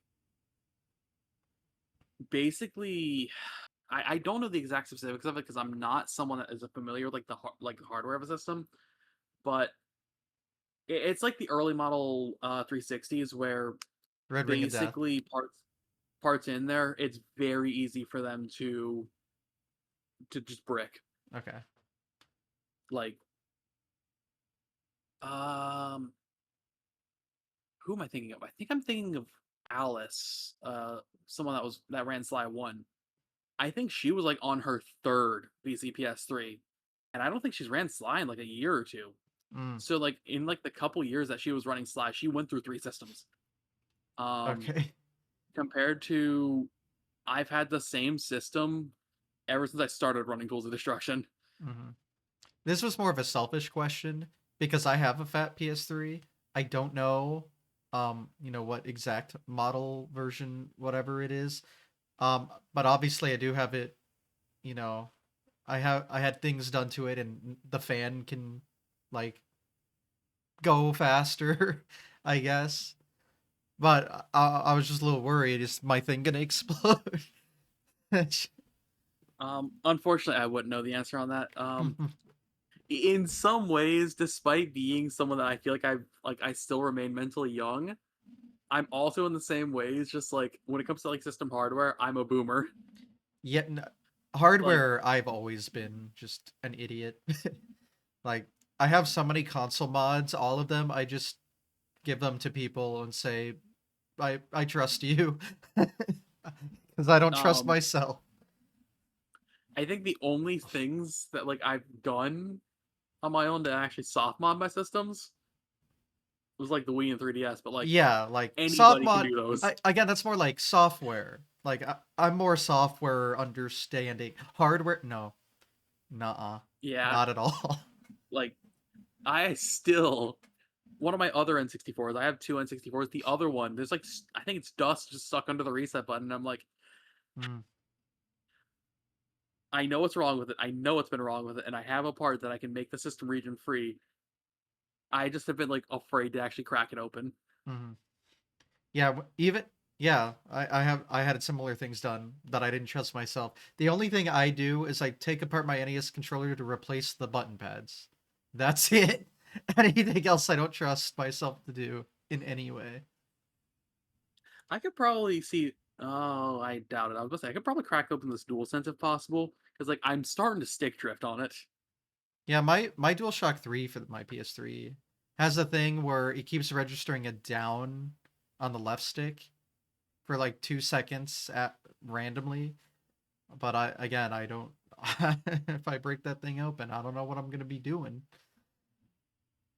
I think it also is like I tried fixing my Joy Cons that were suffering from drift as well, Mm, and I couldn't put them back together. But the thing is, like, I was already resigned to the fact I needed to buy new Joy Cons anyway. So I'm like, okay, if I can't fix it, then okay, I need to get new Joy Cons anyway. They're that bad, and if I do fix them, then hey, I don't have to spend $80. you know what's great is that GDQ they always have people that just can do things for you. Shoutouts to World 9. I might actually need. Well, I mean, I toss those Joy Cons anyway, so it's not like it'll Yeah, help me now. But like in the future, but yeah, they'll do like pretty much any sort of mod for anything, as far as I know. That's what I've started to use now because I'm always there anyway. I'll bring this console and they can do this for me. I could probably do that then the next time I go to a GDQ. The next one's in Atlanta, so it's like Well, probably like a the next 6 hour drive for AGDQ, me. but Yeah, yeah, SGDQ is going to be in Minneapolis in what 4 months now, a little yeah. The one more. in Atlanta, it would be more realistic for me because it's like I'm in like the sort of like central Florida-ish range, like Mm, around Tampa. So like basically that's just get on 75. yeah, yeah, I remember AGDQ 2020. I was there for that. Same. Yeah, I imagine it I wasn't too understand hard why for they you. moved out. Yeah, yeah, I understand why they moved out. but it would have been very convenient for you, wouldn't it? Very. That was one of the ones I could drive to. Yeah, I loved That's it. that's a whole nother story about how I could talk about how much I love speedrunning communities. Yeah, I mean, I haven't brought up like marathon stuff yet. You go over your marathon history. I've done it's mostly been online stuff that I've done Mhm. like marathons for as like as a runner. Um, it's been like a couple online marathons that like friends have hosted. I did one for Speed Docs. In terms of like stuff that I've done like affiliated with like I would say like the big marathons. Um, the Ratchet Relay was done a couple times on the Games on Quick channel, Like the Hotfix show. and I think I yes, Okay. I ran at least one or two of those. I've been on at least two or three hotfixes. One was No Category Left Behind. Hmm. I showcased all overworld items. I unfortunately forgot to get a highlight of that run and submit that to the board, so I technically ran three category extensions for Tools of Destruction. Oh, do they have Um, like a marathon leaderboard? no, Oh, it's just because that was like my. I don't remember what happened to my original run because I think I've done two runs in that category. The second one was on GDQ. Um, I don't know what happened to the other one, so I just don't have a run on the boards, despite oh, having like that was the only time you've done a run of that. and like had a video You had a recorded. video. Okay. Because I know some like Um, category extension boards will have like a marathon leaderboard. And I just always find it silly. So I didn't know if you guys had that or not. yeah, a lot of ours are just like variations to the run that are like interesting, but like not interesting enough to warrant like a place on the boards in Mm, particular. yeah. Um, or like not different enough. It's kind of weird to describe because like there's been a couple meme categories and stuff that have been done, but it is mostly along the lines of just like um great example for Ratchet and Clank going Commando is Clankless. Like you can do it in any percent as well, but like obviously it's slower than any percent, and you have less options available to you over the New Game Plus categories. So, Hmm. and at a certain point, once you get the charge, it does just turn into a New Game Plus run. So it's like different enough in certain parts of the run, but not different enough where it would be like its own thing on like the main board. Um, in terms of other marathon showings, it's mostly been me and Killa that have done stuff. The past few years we've has also been whenever Ratchet the Ratchet Relay has been done outside of GDQ, they host it on their own channel, Ratchet Runs. And I think I've played in like 4 or 5 relays straight at this point because Tools of Destruction always gets something new. Um, I've couched for Killa's GDQ run back in 2020 when it was in Orlando. Um, Killa and I both also got on for Think Fast Yeah. earlier last year. Killa's also been on at least once or twice for 100%, whereas I've been on commentary for that. And then I would say my own like culmination of just like my time as a runner, I actually got to do in person run 100% for ESA. That was actually something Oh, you went really to cool, and I was ESA. really glad I got to do. Yes, it was Wow. genuinely a magical experience. The PlayStation Nation is mostly European, Yeah. so I've heard, yeah, that most of them go over there because very convenient. it's really funny. Not for you, but for them, very convenient. It's really funny because like I'm I recognize I'm gonna look at this from a PlayStation speedrunner point of view. That like in the U.S. There is a heavier bias towards Nintendo runs in particular. Yeah. So I get told a story about how one time apparently at ESA there was enough Ratchet runners that kind of just set up in like the main practice room that I guess Mario 64 runners had to go to like one of the other like smaller practice rooms to actually go and like practice. Oh. And I'm just sitting there thinking, I'm like, That's Mario so 64 ass runners being like backwards. less represented. I'm like, huh? Yeah, I guess it does make sense because again, yeah, a lot of PlayStation runners come from the Europe area, but and a lot of Like, Top Mario 64 runners are mainly American, um, or at least have the means of traveling to America. But yeah, that is really funny. it was a series of like fortunate circumstances that actually led to me being able to go to ESA last year, which I'm thankful I even got the opportunity to because handful of people there that like I'd been in like Discord calls with and everything for like the better part of like at this point almost 10 years that I actually finally got to see for the first time. Like it was something magical. Yeah, that's sick. Um, so you've been to like 2 in-person marathons then? Um I've been to AGDQ 2020, ESA 2025 in the summer, and then right after ESA, it was like literally right after ESA. I also went to SGDQ. Okay, so you've been to Um, Minneapolis. yes, Yeah, that's my favorite GDQ location personally.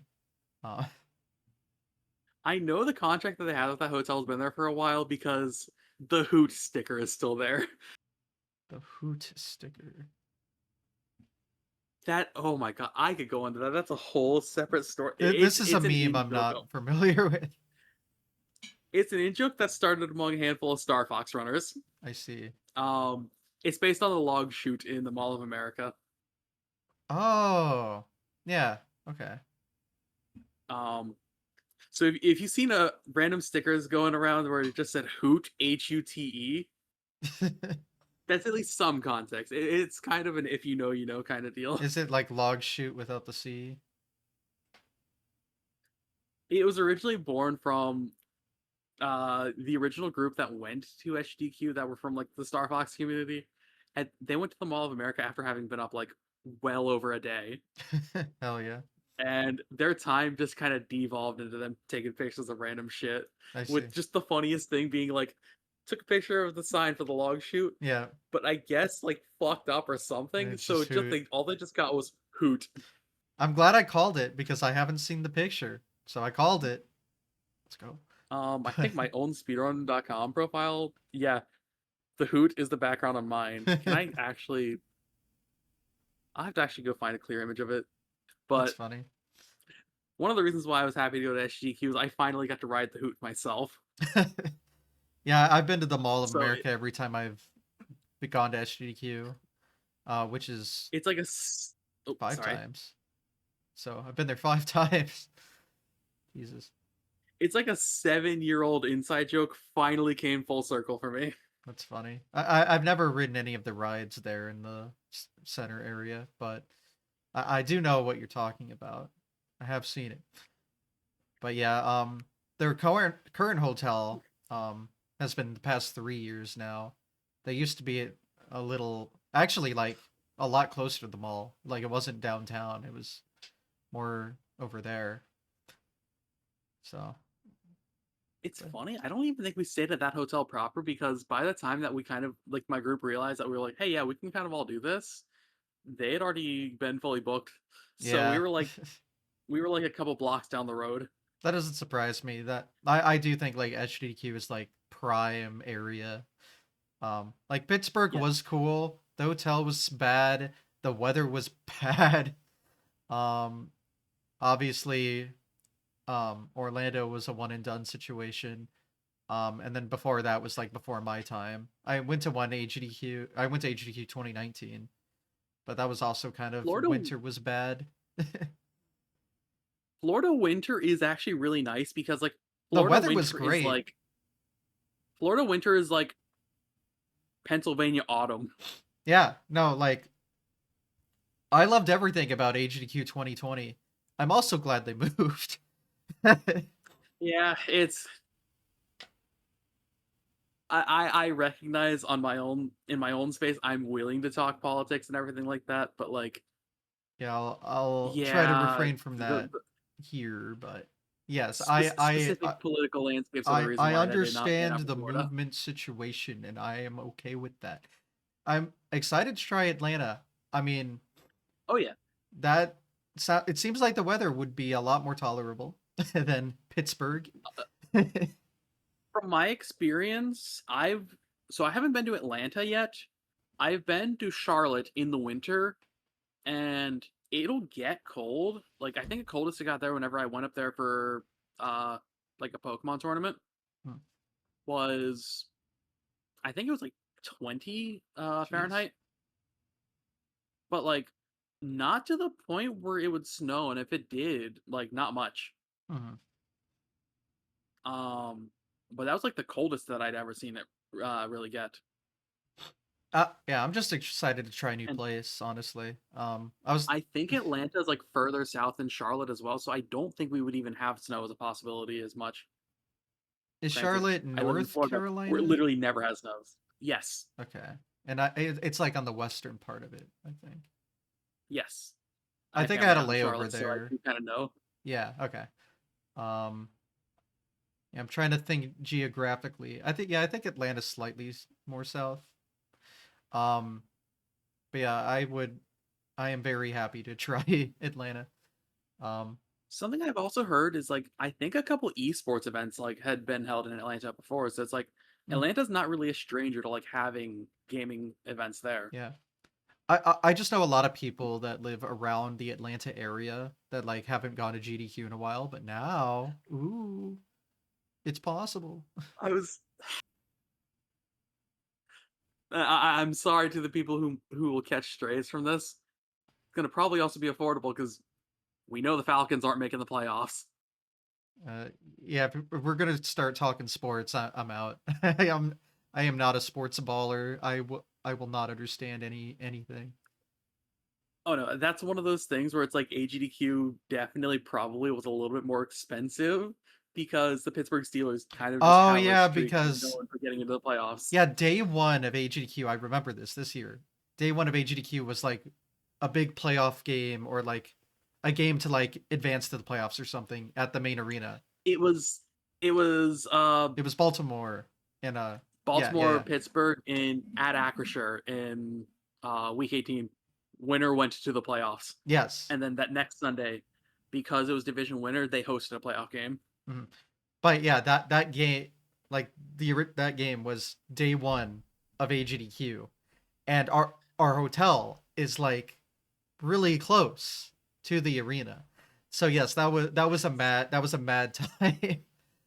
So yeah, you probably had a fun time.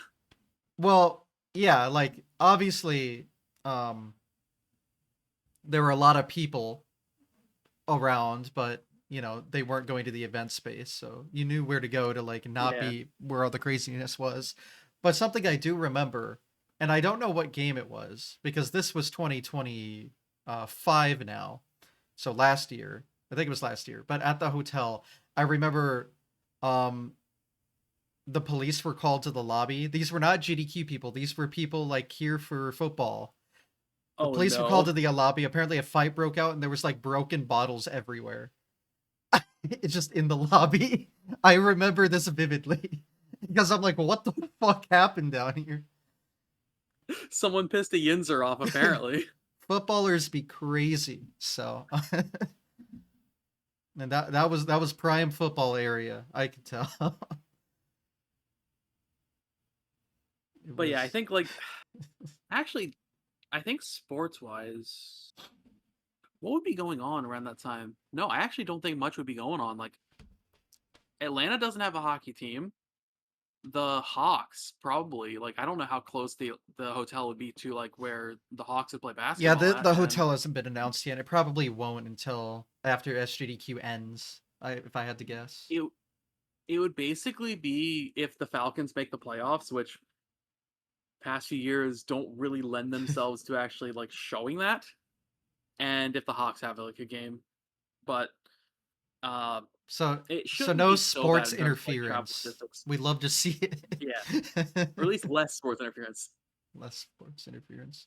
Yeah, I know Atlanta hosts a lot of like conventions, so uh well I kind of hope they don't like overlap because again, that would just be a lot of extra people, but you know, hopefully Like we get prime if it's HDQ time, Be great. like if it's like another con or something like that that's also going on around there, that would also be like interesting to some way, but like it'd be I different from like a guess. sports event where like a Yeah, handful of people that is just a completely different environment. yeah, like I just mean more like too much going on in like Yeah. the nerd sphere. The anyway, the passionate people in their hobbies sphere. We need like people. I always joked around about this because like I've been getting back into like watching professional wrestling, but like I always joked around that we need like kayfabe and speedrunning to like actually create some stories. No, we need people who are like avid like sports ball kind of people who like get absolutely riled up. But we need that for like speedrunners. I mean, I watched a dog hit some home runs, so that was pretty good. Yes. Oh my god, I know what you're talking about. Well, yeah. Not only The was I the on the walk off home run in the extra innings. I was in front of the back couch. I was sitting on the floor for that one. I know exactly which one you're talking about. I watched that because I'd seen this is when I was like still using Twitter. I'm like, only at GDQ would you see a dog hit a walk off home run in extra innings, and I'm like, what? Hell yeah. I in fact still have a picture on my phone I took. I went to because I was a runner that time. I went to the green room right before it's the boy like right before he popped the fuck off. He's a good boy. But that That was fun. that's something I like. As much as I do enjoy like the community aspect behind ESA as a PlayStation runner, that is something that I do really like that GDQ has done. Is like because they are this big like group that is able to run these events as much as they do. They also have like an insane production value as time has passed Hmm. to the point where you can have like cool runs like that. Like I'm just gonna say that Flash Game Gauntlet and Monster Racer Relay were originally things from ESA, Mm. but Mario 64 70 Star Relay, that was a really cool idea as well. Things like that they Yeah. can host. Yeah, they've Um been getting a lot more creative. And it's nice because it's like a good mix. Like you still have your traditional speedrun stuff, but there's a lot more showcases now and like tournament finals or yeah. dogs doing things, you know. I don't know. It's like I don't know how to describe it because like it sounds backhanded to say it like this, but in some ways GDQ is genuinely a show in like Oh yeah, really good ways. absolutely. I mean, And from what I've heard, the schedule of this past AGDQ was like really good from like a PlayStation runner's point of view as well. oh yeah, PlayStation was crazy this past event. There was a ton of stuff. Um, Like, I think this was Ricky's first, as far as I know, GDQ. At least maybe his first run. And you know, when I think of PlayStation, I think of him and his content mainly. And then like a lot of PlayStation folks would always go to. it's definitely his first in I don't know if it might be the first his first in the 20s. Yeah, like I I think he went in HDQ 2020. No, he didn't go to an HDQ 2020. I would have met him. He might have went in 21 then. I'm not sure. No, 21 because was COVID. online. Yeah, 21 was online because they moved out of Florida. 22 was online because they had moved out of COVID. Florida Well, also COVID, but and also COVID. and also COVID. 2023 was 2023 the first Pittsburgh one, or was that also online due That to was also online, but politics? S summer 22 and 23 were in person in Minneapolis. But yeah, HDQ was Yeah, because I online know that for was the 21, fallout 2, from and the 3. Orlando contract. Yeah. HDQ 2024 was the first Pittsburgh one. The first HDQ in person since Orlando. So yeah, I that might have been his first ones in like the 20s. That's just like my Um, example of PlayStation representation, I guess. it, so it got him that back, actually you know. Ricky's content is actually something I genuinely admire. Yeah. Because like I think something that's like starting to come up in PlayStation speedrunning that's like really cool is like I don't know how to describe it because I recognize I'm going to be speaking of these things from a PlayStation artist's point of view, so I'm going to have some implicit biases, No. which are going to probably make it sound like I have pointed things to say about Nintendo runs. I promise I do not. Um, You can talk shit but Nintendo, I don't because care. because there's less because there's like less eyes on PlayStation running, there's less like compared to Nintendo.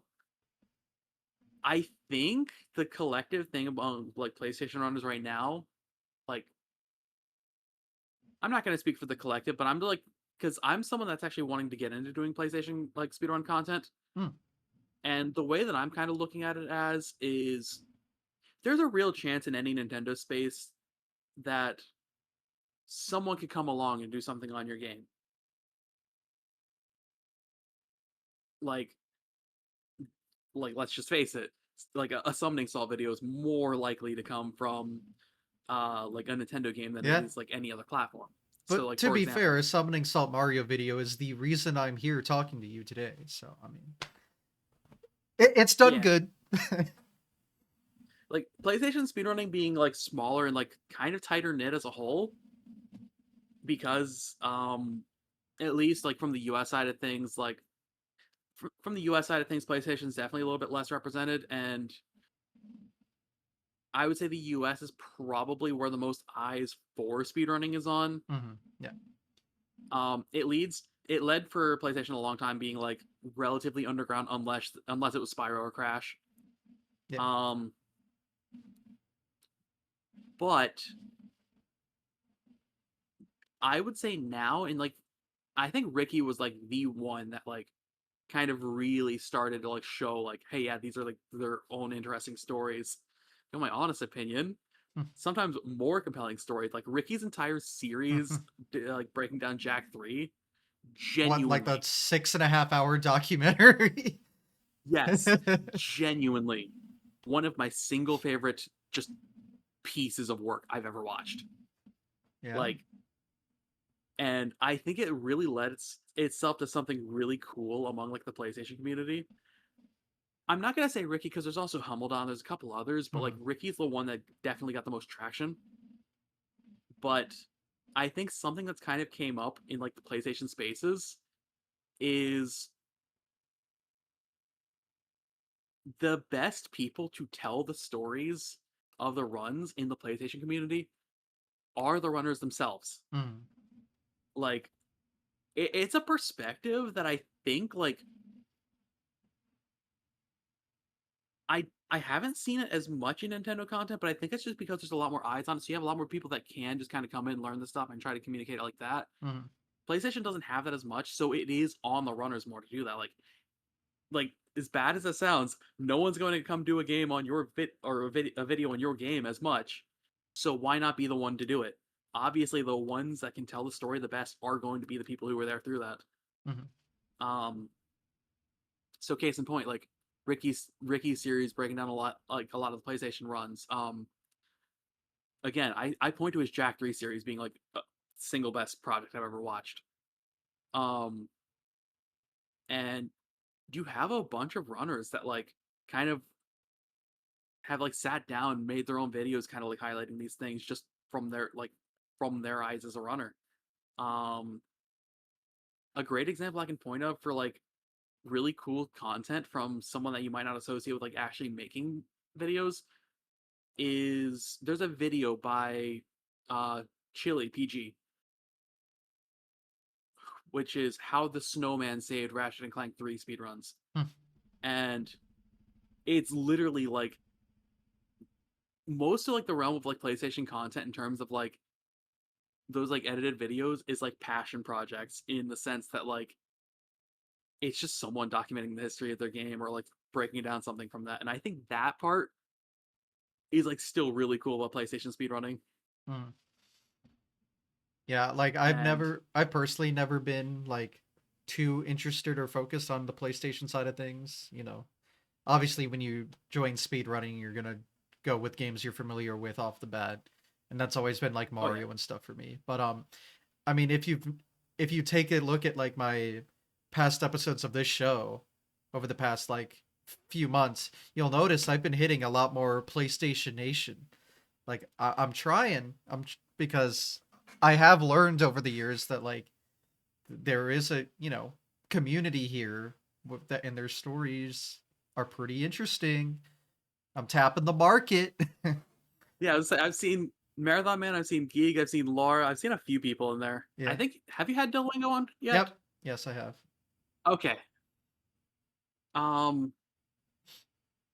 but yeah, I think something else that's kind of also been like really nice as well is I'm kind of tangenting off, but it's still relevant to like just like the speedrunning in general. Is funny enough, it only really ever applied to like food for me for a little bit, and then like at a certain point, it kind of just turned into if something sounds interesting, it's worth trying at least once, right?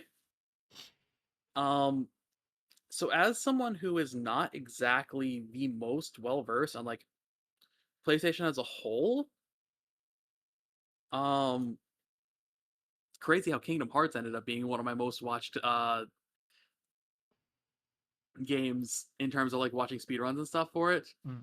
despite having never played a Kingdom Hearts game. In fact, actually having some bad memories of Kingdom Hearts associated with some people in my life, Mm. and that and like Crash Team Racing, again, two games that I've never actually sat down and played, but like just from like the community aspect of PlayStation as a whole, like getting involved and just like being curious about like other games, it's been really cool to like just kind of like branch out and just like see new stuff. Another example, I just thought of that. Ricky's Budokai arc. Ah, yeah. That's what he ran That was so much. at GDQ. That was so much fun to watch, like him grinding that. Even though like the game itself is brutal to like Yeah, play a world record level at. I didn't watch the GDQ run itself because like the day before like watched him in the practice room do a full attempt because it was like my first time meeting him, so I was yapping about stuff, and he was like, "So these are the inputs you have to do for this," and I was like, "Are you trying to kill yourself? Like, what are we doing here?" One of my core memories from when I went to ESA was he was teaching people Budokai in like the ESA practice room. Oh my god. So I I have very vivid memories where I'm like sitting there, I'm actually just like grinding Duel to Destruction AGB. funny enough, I actually got a record at ESA. Hmm. Um, that's beside the point. Just And had to throw that out I'm just like sitting there and like kind of like in a flow state, and in like my peripheral like hearing, I just hear, there. oh yeah, like the guard canceling, and I'm just like, Ricky's playing Budokai. Who could have guessed? And like I associate that with like a core memory from like one of the best weeks of my life. Yeah, fair. Um, I mean,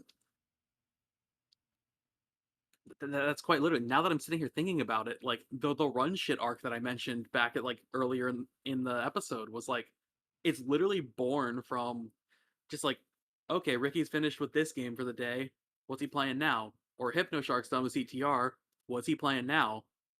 Um, even I still watch Zem to this day and everything. Like Zem's like a huge homie, and like basically the three people that I point to that like kind of made me really appreciate just being able to like kind of branch out and just try new runs was uh Ricky's Budokai arc followed by like just running or playing whatever.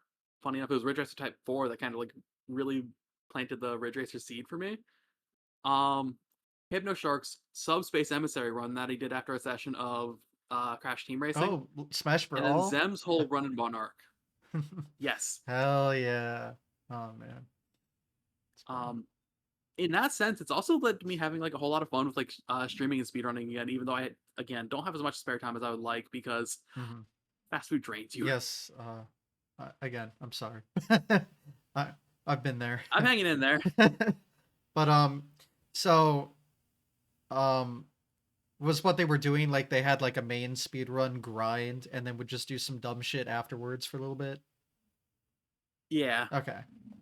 I like that idea to like do, like two things at once, like have a main serious grind and then like chill with some dumb bullshit at the end. I like the idea. Speaking of, I Shout out to guess. this game in particular right now, Ridge Racer 64. Speaking of fun dumb shit, So Ridge Racer 64 is your current dumb shit, right?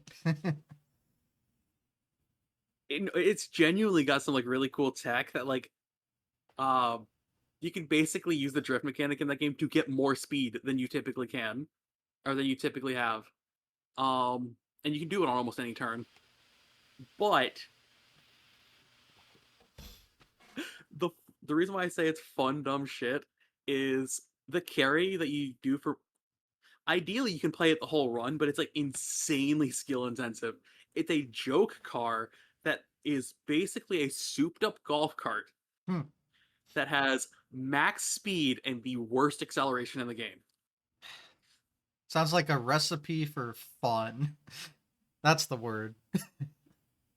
But because of how drift boosting works in that game, you can actually use to circumvent the bad acceleration, and you can use that to basically get the speed of like get as close to max speed as possible on a car that realistically, because acceleration kind of doubles its engine power in that game, that realistically is slower than like half the cars in that game.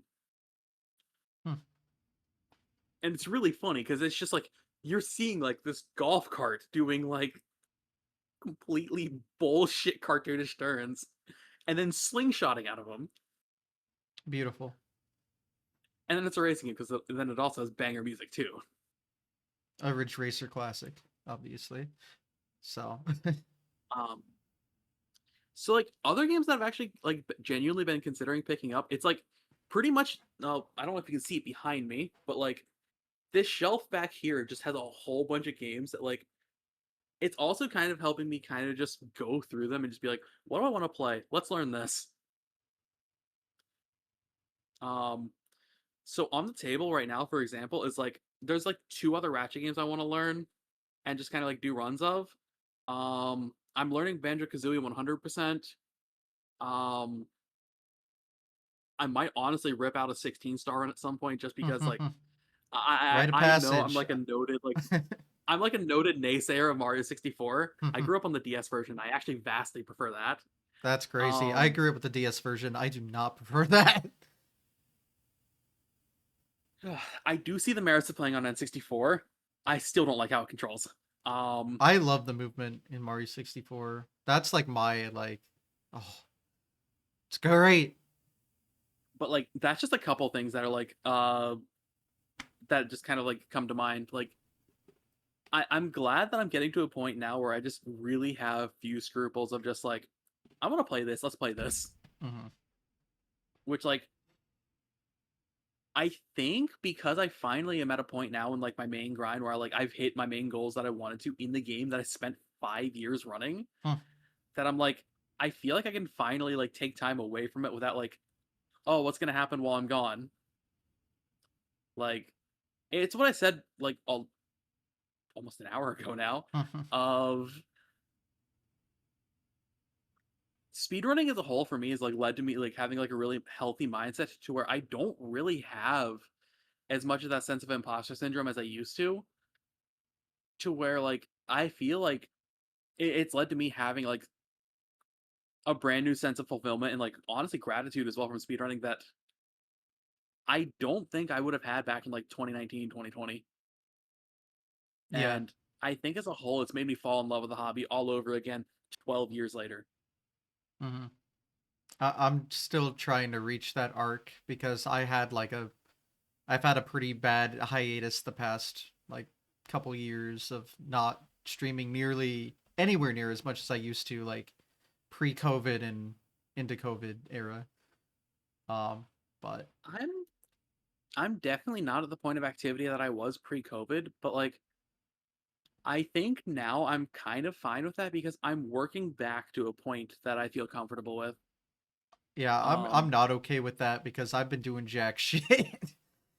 uh, I think it something that someone told me that I think applies to more than just like obviously more than like just speedrunning something like that, but like it can be applied to like other aspects of life is afford yourself the same respect for yourself that you do for others.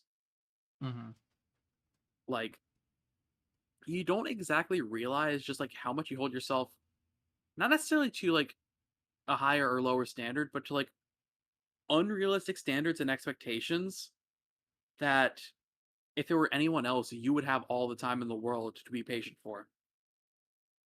Like in some ways, like it's like things like that that you kind of just got to learn to take care of yourself on. And again, like if you work on your process, you'll see the returns that you want in due time. mhm. Yeah, I've certainly struggled with those kind of things. I think most people, when they really get invested in speedrunning, like top level, you're probably gonna have similar thoughts at some point. It's almost like Because the like kind of mindset that draws people in, and then I don't know, but they exit like better afterwards. No, it's kind of interesting. like it's weird to say that like anymore for me speedrunning like the game is secondary. Mhm.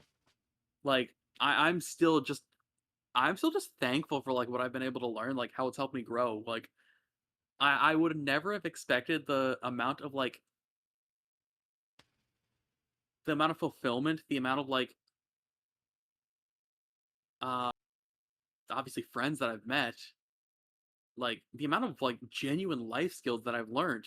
I would not have expected to have learned all that just from like me picking the hobby up in 2014 because it's like, oh boy, sounds fun. Like I don't really know like any other way to describe it. Like it's genuinely been like I think part of the reason why I've considered myself a much happier person nowadays. Mhm. I'll happily say it's changed my life for the better, especially in like the Yeah. mental ways. Um, in multiple different ways, but yeah, that's definitely part of it. I could go on a whole list in ways speedrunning has changed my life, Hmm. both the small and big things. Yeah, but Um, but I feel like I've communicated most of those already, so yeah, that no, would just be I me think just so. repeating. Um, I've kind of gone over everything. I think. I don't have any like questions I haven't asked that are standing out to me at least. Um, I feel like in my way, I've kind of also told like most of my story with like speedrunning, and like mhm. I don't know, like I guess if there was no the advice that I had when it came to speedrunning, if someone's on the fence about it, was jump in. That's the advice I said right at the Yeah, start. and jump in we did. Um, like just the ability to put yourself in the environment of that, like not even just like speedrunning, but like be it like a creative space, be it like a genuine life skill, put yourself in the environment of it and just do it. Because if you're gonna wait for the perfect opportunity to do something come around, you may as well wait forever. Hmm, yeah, Um, procrastination's a so bitch. in some ways, like just like if you want to start streaming, like oh, you don't have layout or anything like that, put something on a screen, hit Yeah, the funny button, go live, see how you feel with it. I mean, If you're wanting to speed run, world records set up have been split. set with a phone camera pointed at a television, and that was it. And that's okay. That's the cool thing. That is perfectly Yeah, fine.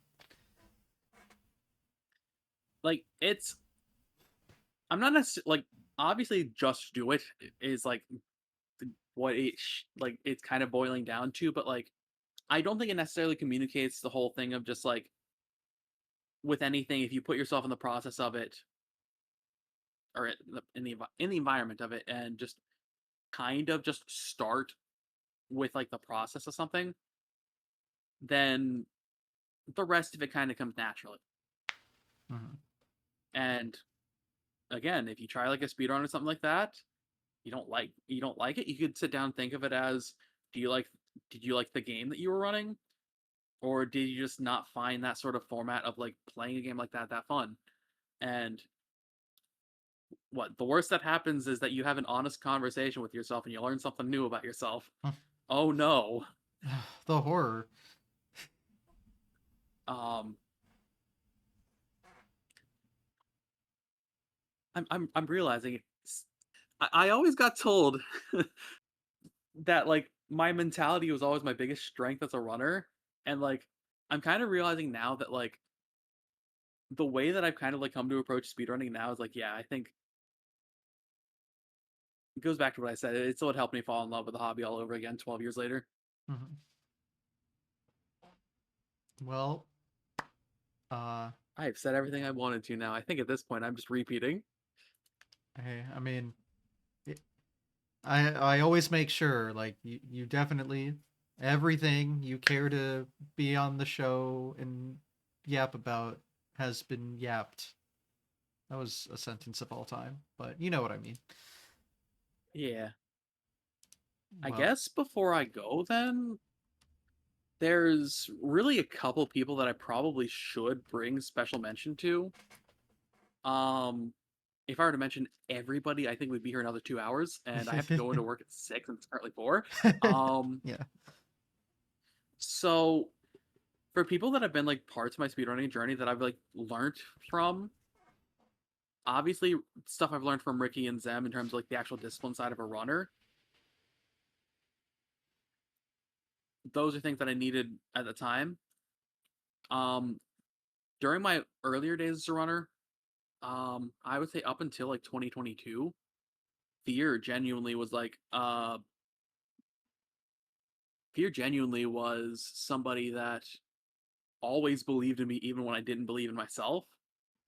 Um, Kill Lombax is another person that's always been like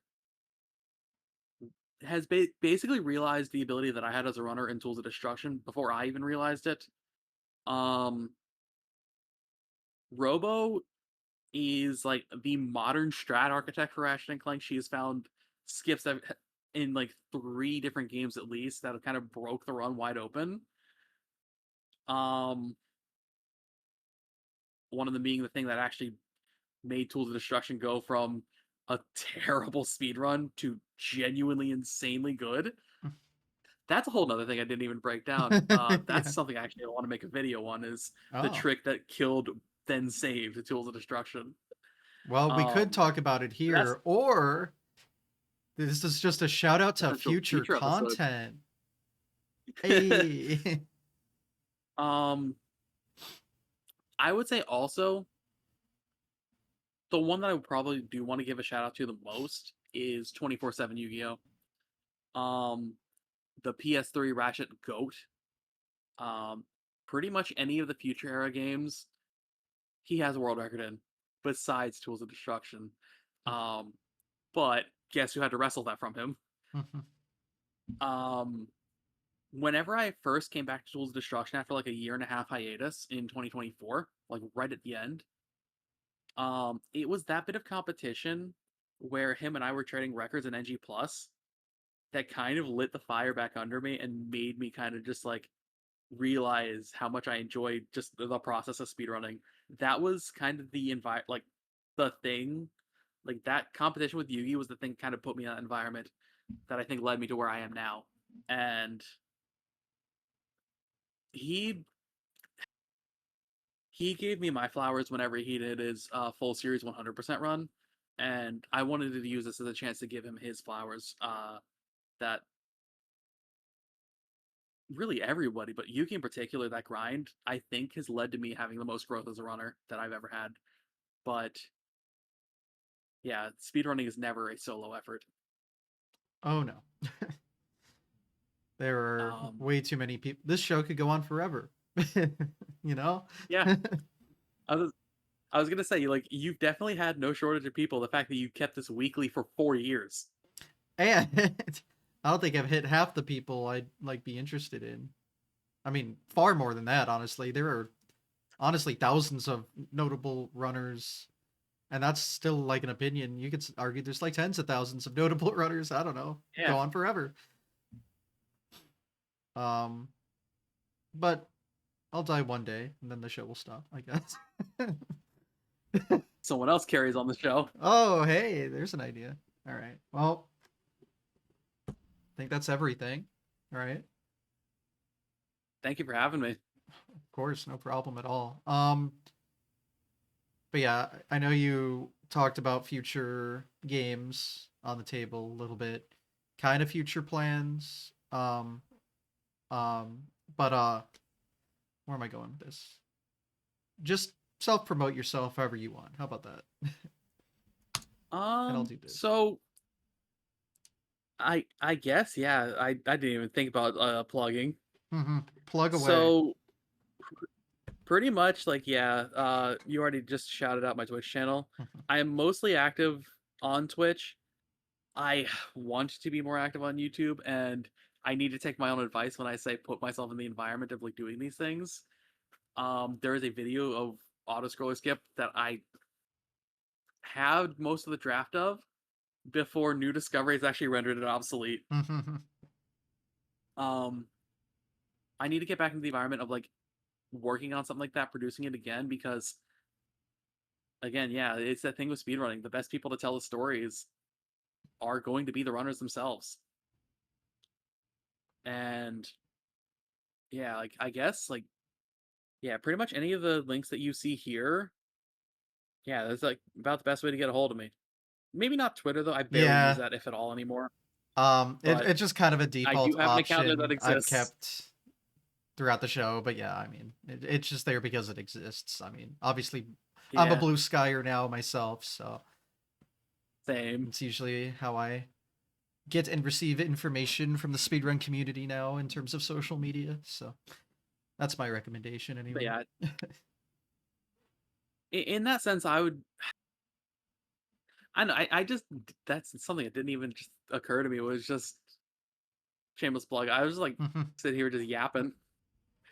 Right? That is the Um, point of this beautiful show is the guest yaps and I sit back and nod. Uh so but yeah, pleasure to be on. oh yeah, thanks for being interested in the first place. um Yeah, I didn't like. I thought that like I wasn't gonna have a lot to talk about. Apparently not. We yeah, have been going for over 2 hours. don't worry, I've heard that a lot like this won't. I don't have much to say. It's always 2 hours. Not always, but like I always say Yeah. the average of the show is 2 hours, and usually it's pretty damn close. I'd say that's a pretty good I'm just like average. I just looked at myself in the camera feed now. Oh my lord, I can tell how tired that I'm like that I was struggling with sleep. I've got like almost like a raccoon mask kind of deal, like dark circles.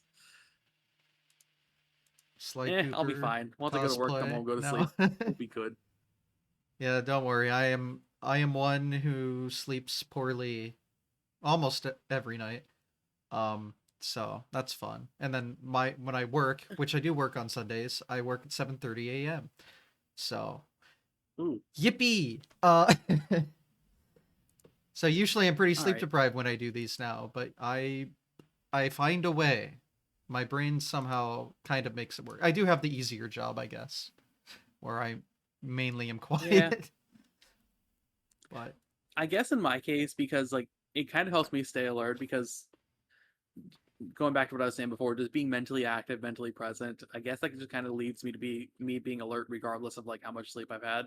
hmm, yeah, I do need So to sleep I don't know. better though because I do think it affects especially speedrunning performance. Uh, Oh yeah, so for sure.